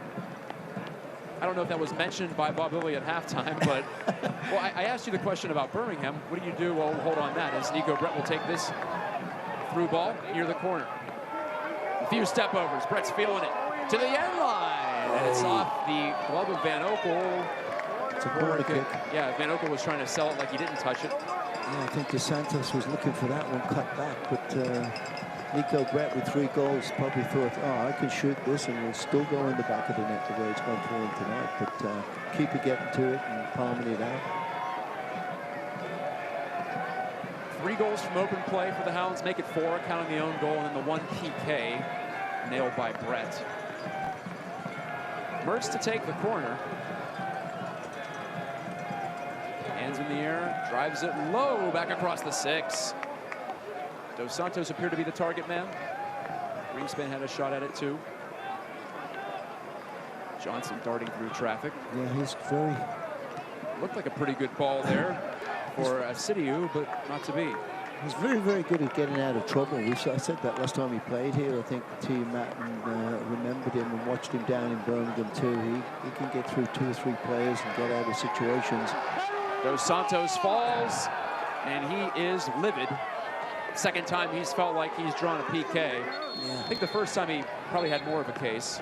Substitution coming on.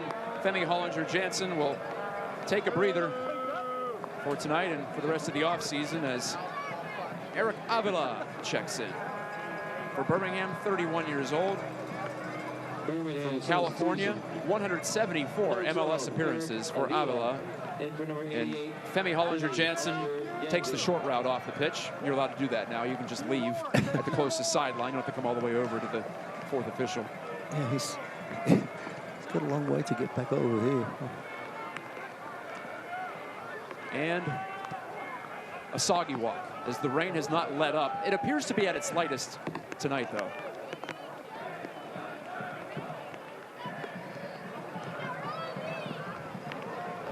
James holding up. Forbes, Brett play the combination, right back to Forbes. The 2 Jamaicans play catch.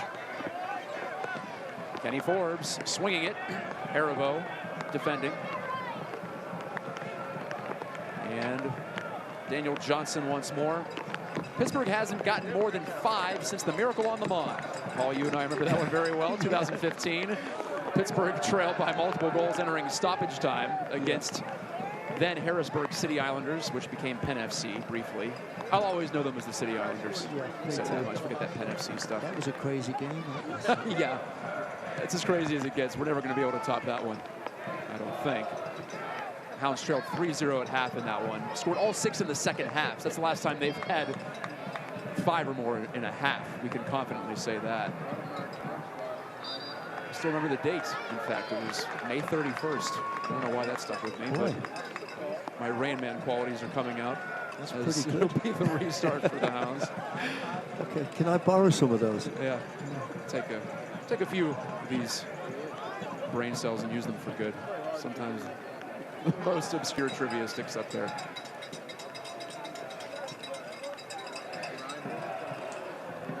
Steel Army continues to chant, you know they will all night.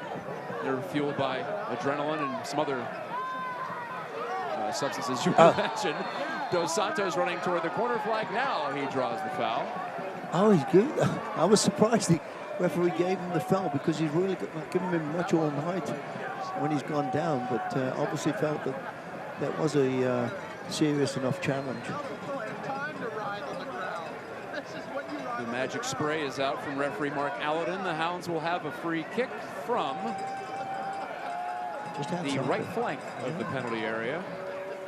They've had a couple from a similar spot tonight. On the first one, Forbes blasted right through everybody. I have a feeling he won't make that mistake twice. Mertz is in a great opportunity here for a first quick ball on the ground, and he could hit him first time, but now he's just backing out. I'd rather see that again, like I said to you, hard and low across the box. You've got 6 bodies in there. You can hit anybody and go in the net. And the Hounds get 6. Oh. Brett wanted to return it right back to Forbes. That was interesting. Something off the training ground that didn't really pan out. Yeah, really. I don't know why he would have thought of going back with that. He could have stepped over it, actually, and let it go through his legs. Another sub for Birmingham, by the way, before the Hounds put it back into play. It might have caught some players by surprise if he'd have done that. Daigo Kobayashi, 36 years old from Japan. So the vets getting some run late for Tom Sohn's Birmingham Legion. Late in what ultimately should be looked at as a successful year. Oh, this team yes. appeared dead in the water at the end of June, and Tom Sohn called it their lowest point easily in here, losing 4-1 to the Hounds late in June. Cross ball, pummeled away from Brett. Wright was lurking, Brian Wright for Birmingham, but that dish well away from his grasp. That's a nice run by Ryan. And James with the missed touch. Prosper Kasim checks out, and credit to the Hounds, Prosper Kasim didn't make himself evident in this match at all. It was the opposite in the Birmingham matches I watched down the stretch. Yes. He was excellent, Brought a lot of pace on the outside, brought some playmaking. Yeah, kind of fizzled out towards the playoffs. 7 goals he had on the year, but nothing tonight. Very little from any of the Legion players really stands out. The Hounds just smothered them. In the opening half hour, it was 3-0 already. Goal kick somehow. I was fairly certain that was. I thought he just kicked the ball out. Johnson was that? Or was it Johnson? It is Johnson, yes. He usually gets out of those situations, but he couldn't there.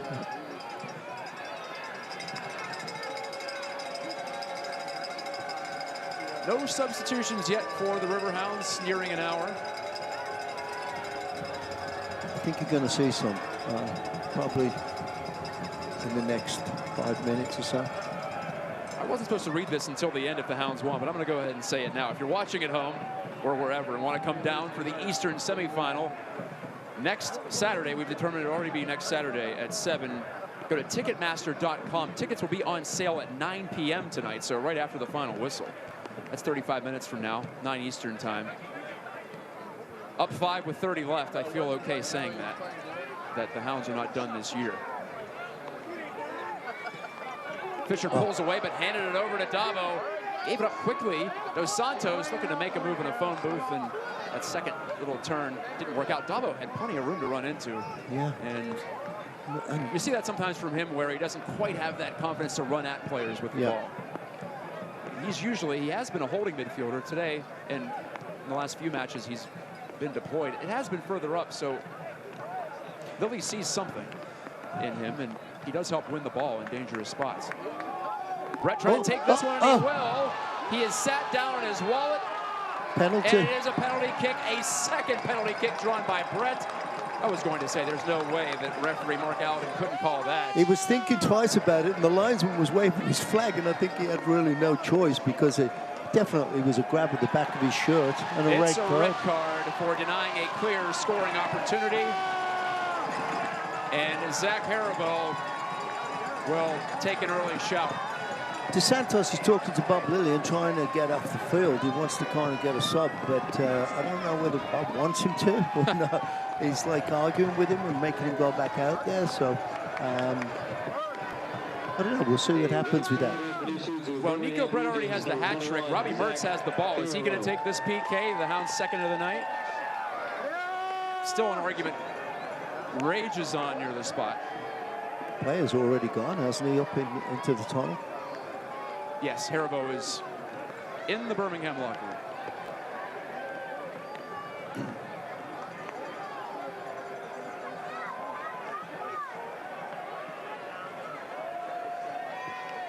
Robbie Mertz to take it. Yeah. The Pittsburgh-born midfielder in his rookie year, in his pro playoff debut.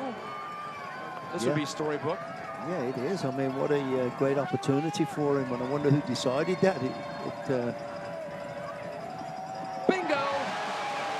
Hey, look, Mama Mertz. Robbie Mertz has made it as a Pittsburgh Riverhound, and he's converted a goal in his pro playoff debut as the Hounds are absolutely rolling Birmingham Legion.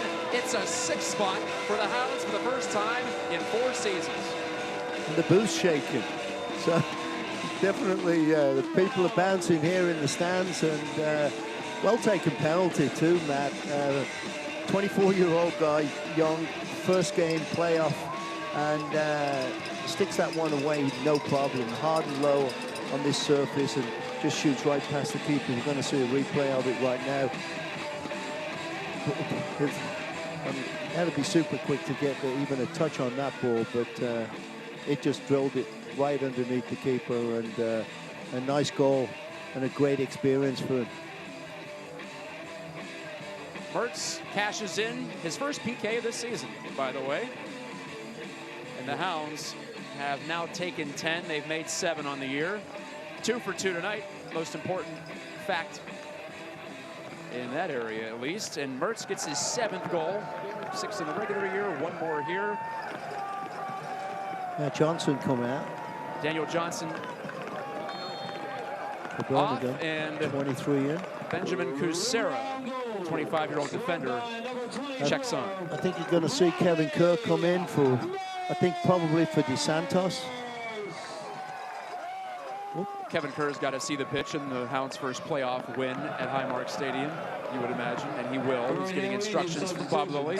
Yeah, I knew he was getting the information he needs. I think Kevin can handle a 6-0 lead, but Bob's telling him exactly where he wants him to go, of course. Yeah, but I don't think he'll think twice about it. He'll go for whatever he can, you know, taste the blood, and he's going after it. And the team's done that all night, and kind of like eased off a little bit in the second half, but really played very, very well, confident, and kept possession, making it very, very difficult for Birmingham to even get any chances on goal yet. This might be it. Asiadu can't create much space against his opposite midfielder, Robbie Mertz. Rapid Robbie Mertz has made it 6. And it's a celebration to the nth degree on the south side on this Saturday night. A place known for celebrations, the south side of Pittsburgh. Mertz draws the foul, and your hunch was correct, Paul Child. It'll be Steven Dos Santos checking out, and Mr. Riverhound Kevin Kerr checks in to the appreciation of the black and gold throng still hanging out at Highmark. Kevin Kerr, his 7th Hound season. He's been here for every year of Highmark Stadium. 30 years old, from Scotland. Kerr has the club's all-time assist record. In fact, he set it against Birmingham back in June. 2 balls into Mertz, and 2 goals were the result of that. Mertz now with 3 on the year against the Legion. They're done seeing number 24 in black and gold, I'm sure. Asiadu to the near wing, and Lopez. We're about to show you some out-of-town scores, and for the Hounds, they're looking ahead to potential matchup with the 2-time defending champion Louisville City FC. Salt Lake City 6-2 over Orange County. That started the day with a bang. Another big goal scoring game. Now, who would have thought 2 6-goal outputs in the quarterfinals? I thought playoff games were supposed to be tighter. Yeah. And that's so today. Indy 1-0 over New York now. Indy, after going unbeaten at Lucas Oil Stadium this year, has to go to their old place, the Mike as they call it. So really ironic that you win all year at Lucas Oil, the big joint, the home of the Colts of the NFL, and then when it's playoff time, you got to go somewhere else. Yeah. After you won that home field advantage, or at least got the first game at home because of it.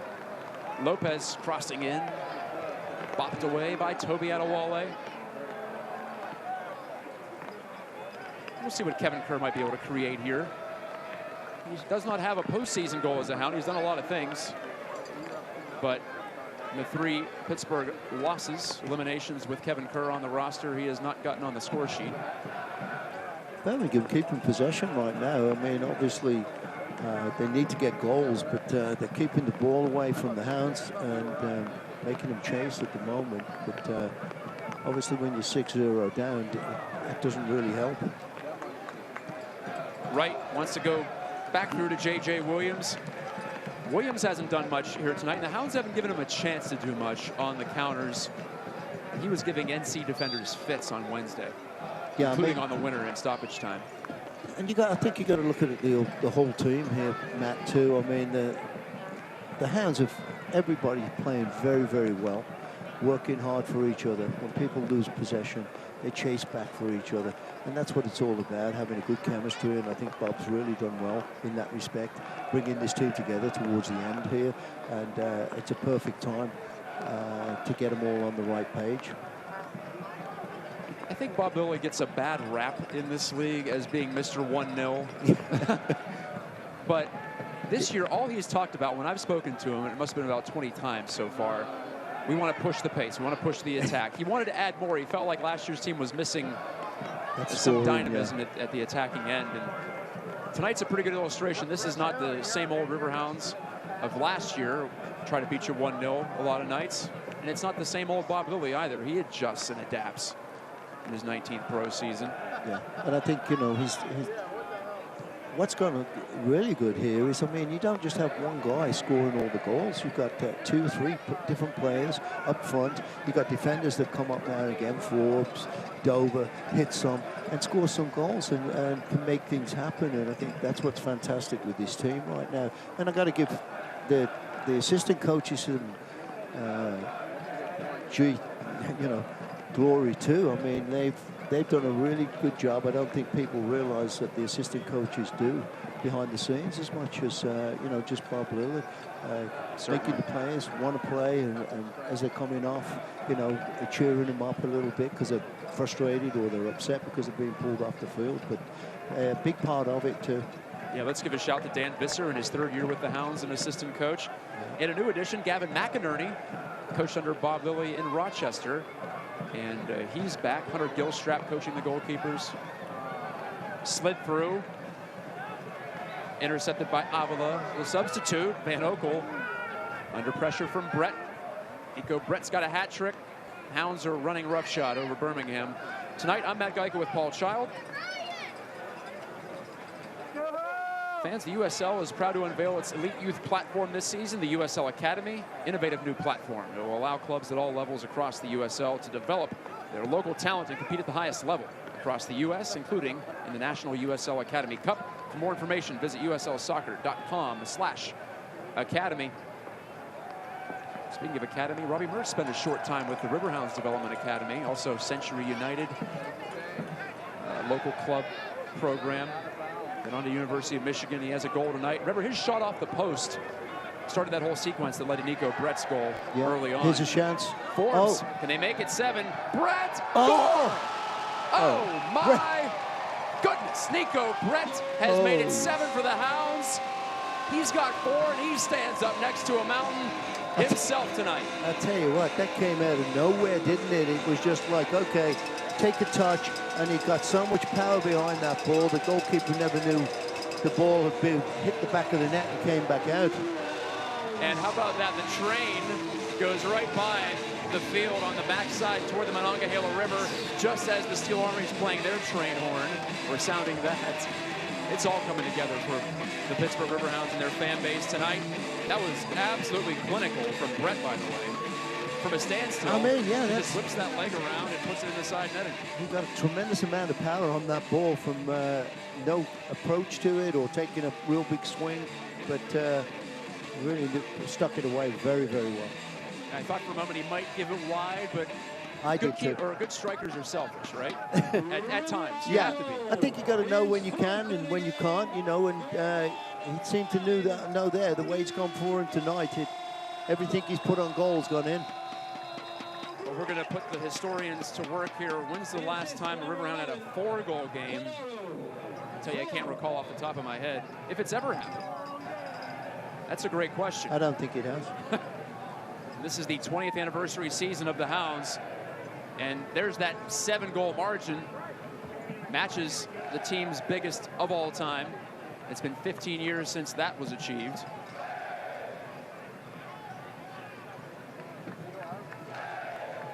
In the modern USL era for the Hounds since 2011, they definitely haven't done it. They've only gotten to 6 once in the modern USL when it restructured. Came together as a 3rd division league initially, and then a 2nd division league for the last 3 seasons, the last 2 as the sole 2nd division league in the United States soccer pyramid.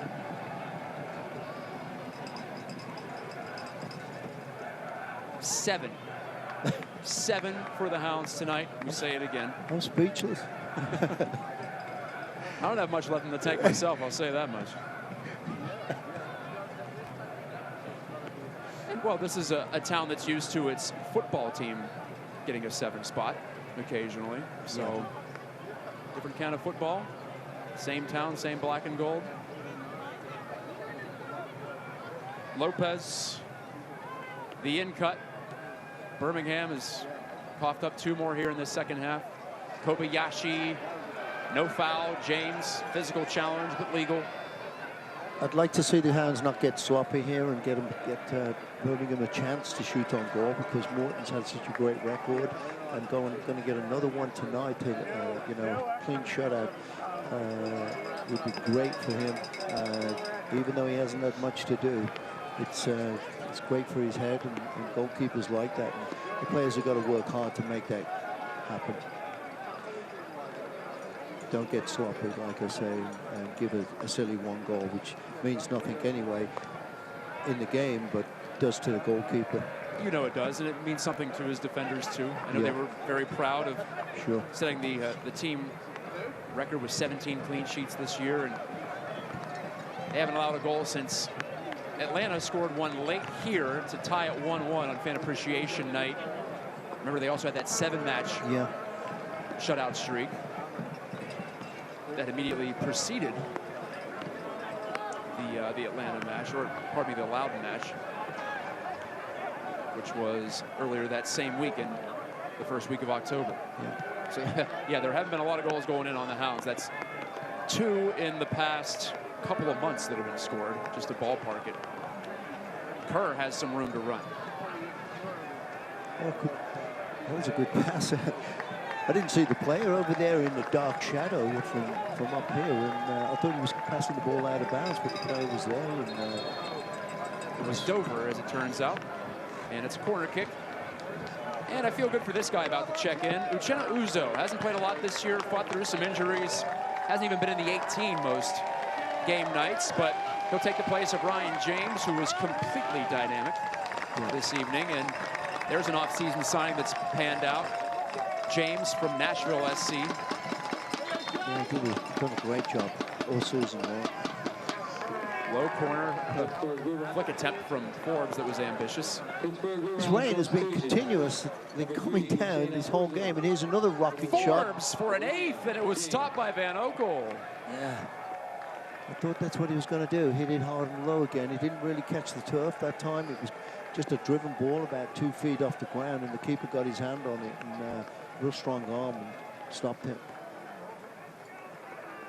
Still 15 minutes to go in this one. Pittsburgh will now prepare for a home match next Saturday, as I mentioned, in the Eastern Conference semifinal. Probably against Louisville. We'll see how that pans out. Still a half to go there. At least it was.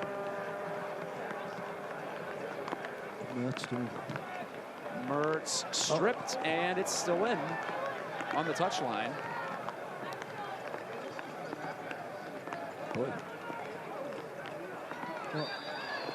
And a hard foul from Adewale, and he's going to see a yellow card, it appears. I can't believe he got a foul for that. Stepped on the back of the heel of Wright, perhaps. A yellow card. I hope we get to see that again, because that looked like nothing at all. I thought he did well to win the ball, but it's a long way over there. Right, it's always difficult without benefit of the close-up.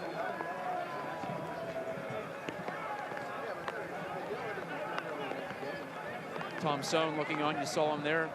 I'm not sure it was a step as much as a hard tackle. Sent right down in pain. Tom Sohn, quite a career on the Birmingham bench here in his first season with this expansion club, but prior to that, he managed clubs in the MLS, DC United, as well as Vancouver Whitecaps, New England Revolution as an interim coach. He, like Bob Lilly, 53 years old, and Bob Lilly has won championships at every level but MLS in American soccer. And in his second year, his teams tend to peak. This is his second year. That's the hope here in Pittsburgh. Oh, yeah, for sure. His team's won a championship in his second year in Vancouver, second year in Montreal, second year with the Rochester Rhinos. It's a trend, for sure. Worth talking about now that the Hounds are about to advance in the postseason for the first time since 2004. 4 goals for Brett. We're still working to see if a Hound has ever done that in a game. Heck, why don't I look it up? I probably have the time. Here's another opportunity. You might be getting him again. He might have another one. Kerr bumped hard. It'll be a corner kick only, apparently. That was surprising. But ruled to be shoulder to shoulder, or at least hip to hip. Referee being a little bit cordial to Birmingham, I think, giving him some benefit of the doubt there. Well, you know that creeps in, even though referees try to keep things on the up and up no matter what the score. Yeah, sometimes. It does tend to happen. Human nature kicks in. Another driven corner. Van Oekel punched it right back out. He spilled it to Vankiaziel, and Mertz might try again. Culbertson closes him down, though. Mertz one more try. Culbertson. His work rate has been excellent tonight, and he got his foot in the way there. And Louisville 2-1 now, apparently. Yes, So Tampa Bay has gotten one back. And Louisville has played some crazy games at home lately. Remember, they were down 3-0 to Swope Park late in the season. They won at 8-3. Yes. The goals are starting to flow in both here and down in Kentucky. And a long way to go before Louisville can safely advance. Now with the Rowdies striking.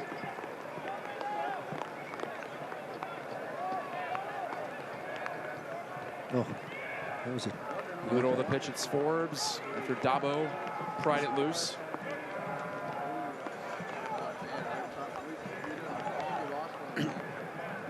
Dabo hesitating. The Legion just back off. He continues his journey, and it slid off his boot. Siadu doing the job. Two holding midfielders coming together.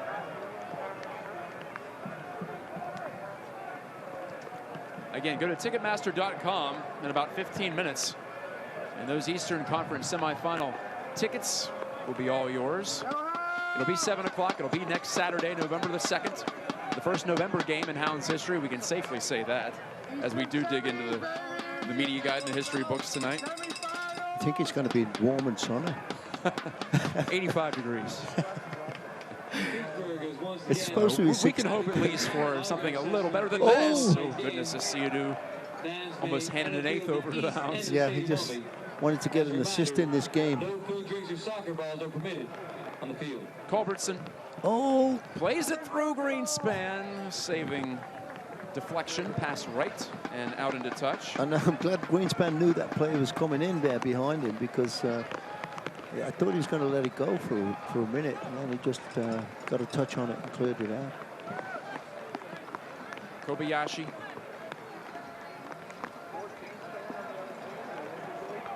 Siadu.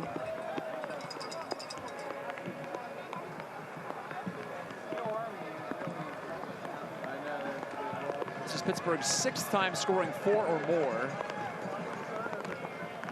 in 2018. Just to illustrate our point about a more aggressive, a more attacking Hounds team. In 2018, they got to 4 just 1 time. Looks like we're going to have another substitution. Rivera's going to get in for 9 minutes or... Look at his playoff feet wet. Yep. Colombian-born wing player, if you want to call him that. He's played some midfield, he's played some wing back. And he's going to take Joe Greenspan's place late. Joe's like, wow, really? He doesn't typically check off. No. But I think part of it might be... I think it's a mistake. Oh, it is a mistake. It didn't make much sense to me. It's 2, Toby Adewale. Well, still, it's a central defender coming off for a wing player. Still a different kind of a call, but when you're 7-0 up, I suppose you can give this guy a breather. Well, Toby Adewale has played the most minutes of any Hound this year. The only reason Greenspan missed time was Naval Reserve duty, and then he had the yellow card accumulation that cost him a game, the mandatory suspension. Adewale, 32 starts to lead this squad. That's J.J. Williams turning, and the Alabama native was dispossessed. That's just too quick for him and got to the ball and got it away. Mertz has been too quick for a lot of people this year. He's caught some attacking players off guard. He's willing to play the entire surface box to box And then some. And here's an opportunity down this left-hand side. If you Rovira is making a run. Will Forbes get it to him? He tries to nudge it through. Rovira is clotheslined in the box. And I guess it's not going to be a third PK. No, this referee don't want to give it. I feel bad for Rovira. He was completely taken out of the play. It looked like he was grabbed by the arm and just yanked totally backwards. Well, considering that no call, I'd be surprised if we see another PK awarded in a similar situation. I think we're done with the PKs tonight, apparently. So says referee Mark Alladay. Uchenna Uzo will get a touch. 26 years old from Nigeria. You see him, he is a thick man. He is strong as can be. 205 pounds despite being under 6 feet. And he took a swipe from Asiadu. Yeah, and he kind of like looked at him and thought, what was that? He's squatting flies, you know. Well, now at this point of the game, you just want to avoid injury too. Yeah, sure. The pace of it has slowed considerably. It's almost like the Hounds are sheepish about continuing to attack, but it will be a Rovira attempting a cross. And a corner kick. It would be a fine capper if Kevin Kerr can maybe get on the end of one here. Yes, he would. I'm sure he's going to be trying. I mean, there's no, you don't stop playing just because it's 7-0, and you know, you just don't want to get yourself injured, so you're not going to put yourself in a dangerous situation. But if you get an opportunity, you're going to really take a chance and put it in the net. Forbes will do the job this time. He'll be trying to swing it in. False start on that. Low one to Kerr. Well, he does pick out Kerr, but in a playmaking spot here. And Pittsburgh backs it all the way out to the center stripe. Yeah, not even taking a chance. Mertz over to Dover.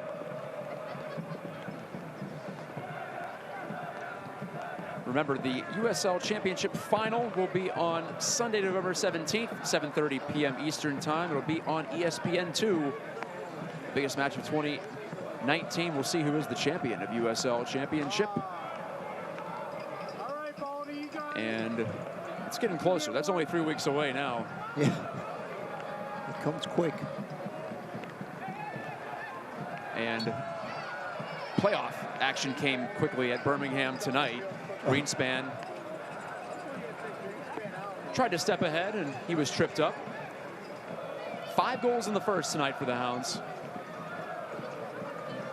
setting what is believed to be a club record. And it's in a single elimination playoff scenario. I mentioned the Hounds won 7 times in the postseason their first 5 years. They were also looking at best of 3 series a couple of times, and also a 2-match aggregate. Yeah, it was at least once, so there was more opportunity to win postseason games. These days, you lose, it's over. Yeah. Back then, there was a little more leeway. But still, this is a breakthrough night in more ways than one. We're moments away from its conclusion. A desperation two-hopper. But having, I think, having so many teams in the league now, that doesn't help either. It makes it more difficult. You can't go these aggregate games and different things like that. I think it's much more organized and well thought out, and elimination, and the best teams go forward.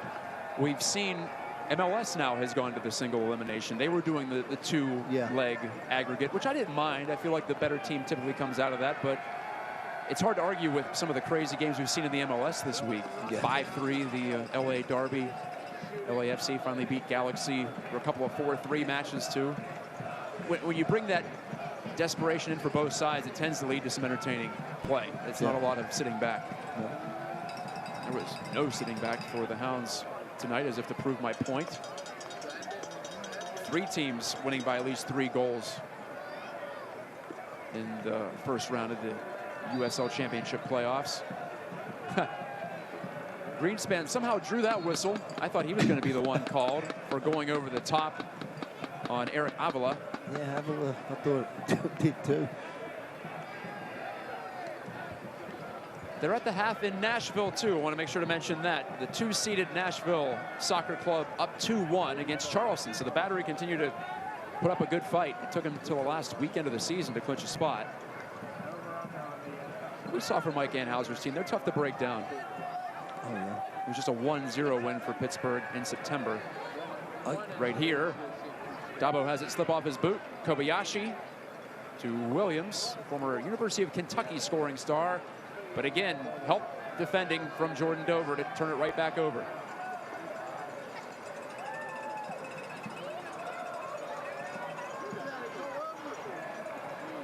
Yeah, Hounds in no rush going anywhere here. They're just trying to run the clock down, I think. It's 1 minute left and probably a couple of minutes, I would imagine, extra time. I can't imagine they would delay the inevitable for much of a stoppage time period. It wouldn't make a lot of sense. Mertz has some runners. He'll go the conservative route to one Mr. Jordan Dover. Bernardo Forbes is directing traffic. He's saying, hey, switch it up. Danny Rivera is wide open.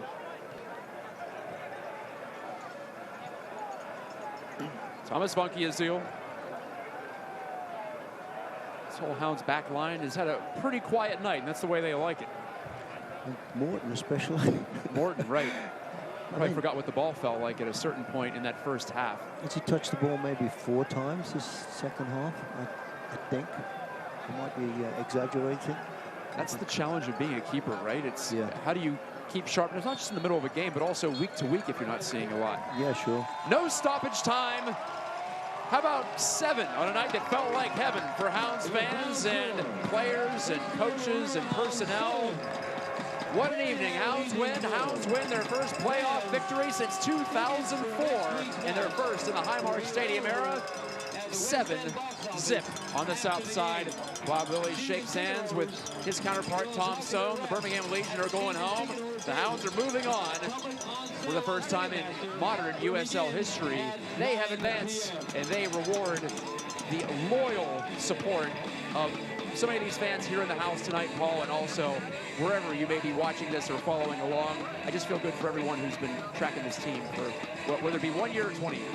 Yeah, I mean, and look at the fans still here. This place is still pretty packed, and it's really great to see in this weather. Everybody stayed, and obviously when you get those goals like that, they want to see more and more and more. But what a great game for the Hounds and for the fans of Pittsburgh. I mean, this is what we need, and we're in a city of champions, and we want to become champions and get our foot in the door here and be one of the top clubs in USL.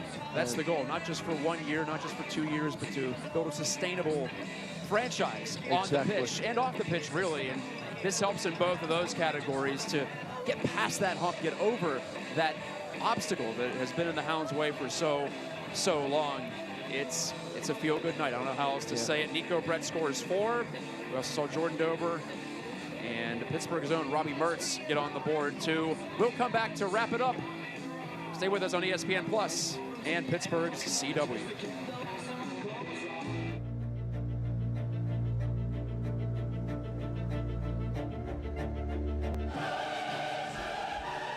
Introducing the sports book at the one, the only, The Meadows. Place your bets now. This cinnamon sugar pumpkin latte looks amazing. Yeah, with this caramel drizzle, it's so good. Yeah, I wish I were this creative. Oh, I'm not that creative. Thanks. Oh, wow. Did you just carve this? I did, yeah. That is so cool. Did you make one for me? Oh.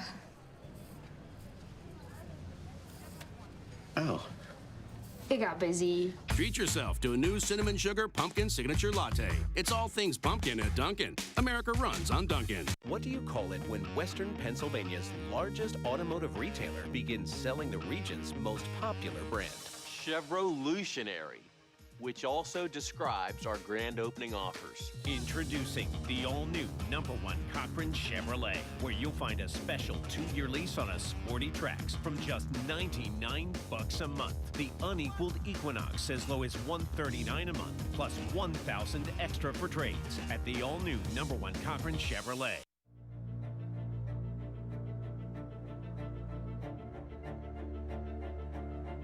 Want to bet? Introducing the sports book at the one, the only, The Meadows. Place your bets now. David Hasselhoff is currently singing at me from the video board here at Highmark Stadium. You know things have gone off the rails, well, in a good way for the Riverhounds. As you see there, the shortest team talk of the year for Bob Lilly. And hey, what's there to say? There's principal owner, only owner, Tuffy Schallenberger there, talking things over with arguably the biggest hire in team history, Coach Bob Lilly. I don't know what else to say beyond let's roll the videotape and recall how we got to this point. It has been a celebratory atmosphere from about the 15th moment on, and it all started with this wacky play. Mert shoots it off the post, and then it's a wild scramble. Like a pinball machine, actually. And he keeps pouncing around and bubbling and finally get that ball into the back of the net. That was the first one for Nico Brett of 4 goals. And by the way, give Mohamed Dabo credit here with the poise play. He picked out Brett, and that's his second pro assist. He's got a couple in the last few weeks. So Dabo is starting to make some plays, despite having a reputation as a defensive midfielder. Well, the rain pours. Mertz crosses off of Fisher and into the back of the goal. Own goal, but of course you have to make that run to force the defender to try to head it away. Oh, yeah. That defender there really had no choice but to get his head on that, but he just didn't get it where he needed to, up and over the crossbar and put it in his own net. And this is a great one. One ball in, came back out, pings it right across the box again at the top of the 6, right in the 6-yard box, maybe 5 yards out. And there's Nico Brett, boom, put the ball back in the net, redirected it. No chance for anybody. Clinical pass, clinical finish from the Robert Morris University grad. He scored a lot there, and now he's scoring a lot here for the Hounds. And Van Oekel irate, but he tripped up Brett, no doubt about it. And Nico polished off the hat trick with his 4th PK goal of the year. It was 4-zip. Stoppage time first half. They still weren't done. Dover from James. Far post. This is perfect position. That's where I used to live when I was a player, and that's a perfect, perfect ball for that. And then Nico Brett just getting yanked down by his shirt. Referee had no choice but to give a penalty kick, and Robbie Mertz just put that away, no problem at all, no pressure, nothing. Young player, first playoff game, first season, and fantastic goal. Forbes running the gauntlet. Brett, I just love that swing of the foot. It's so perfect. I know you as a former striker, a guy who scored a lot of goals, you can appreciate the technique. Yeah, and if you realize this, Matt, the goalkeeper really has no time to react because your goalkeeper is watching the player take the swing, and you're really trying to anticipate where he's trying to strike it, and there's no motion at all, you know. I'm told that that 4th goal for Brett tied a team record. So for Brett, who also, I'm just being reminded by my friend on Twitter, I called a 4-goal game for Nico Brett at RMU 5 years ago, so I've done it twice now. He shouldn't surprise me at this point. Shots 12-4. Yeah, Birmingham barely had a sniff on the attack. I can't recall one clear-cut chance the Legion had, so it wasn't just about the offense. It was about defending, too. Oh, yeah, and that's what's so great with this team, Matt. They don't give anything away and make it very, very difficult for teams to get a chance. And if you get a few chances on the Hounds, it's going to only be a few. And that's because they've got some really good defenders. The Steel Army still partying. It's going to be a heck of a victory selfie there at the Paul Child stand, I might add. There you see Louisville City, the champs, are still alive. They hold on to defeat Tampa Bay Rowdies 2-1. And Louisville City will be coming in here for the 2nd time this season, trying to spoil this party next Saturday at 7 o'clock. I'm looking forward to that. It should be a clash of the Titans. Too. And it should be a battle between 2 teams that are raring to go, that have been angling toward the playoffs, and both teams on long unbeaten streaks. Pittsburgh now has not lost in 12, 9-0-3 since the middle of August. And Lou City, it's been a while too. Paul, last thoughts on an evening that I think met and exceeded all expectations. Well, fantastic coaching by all the coaches, not just Bob Lilly, but a great finish and a great way to send the fans home. See you next week from Highmark Stadium. Good night. Good night.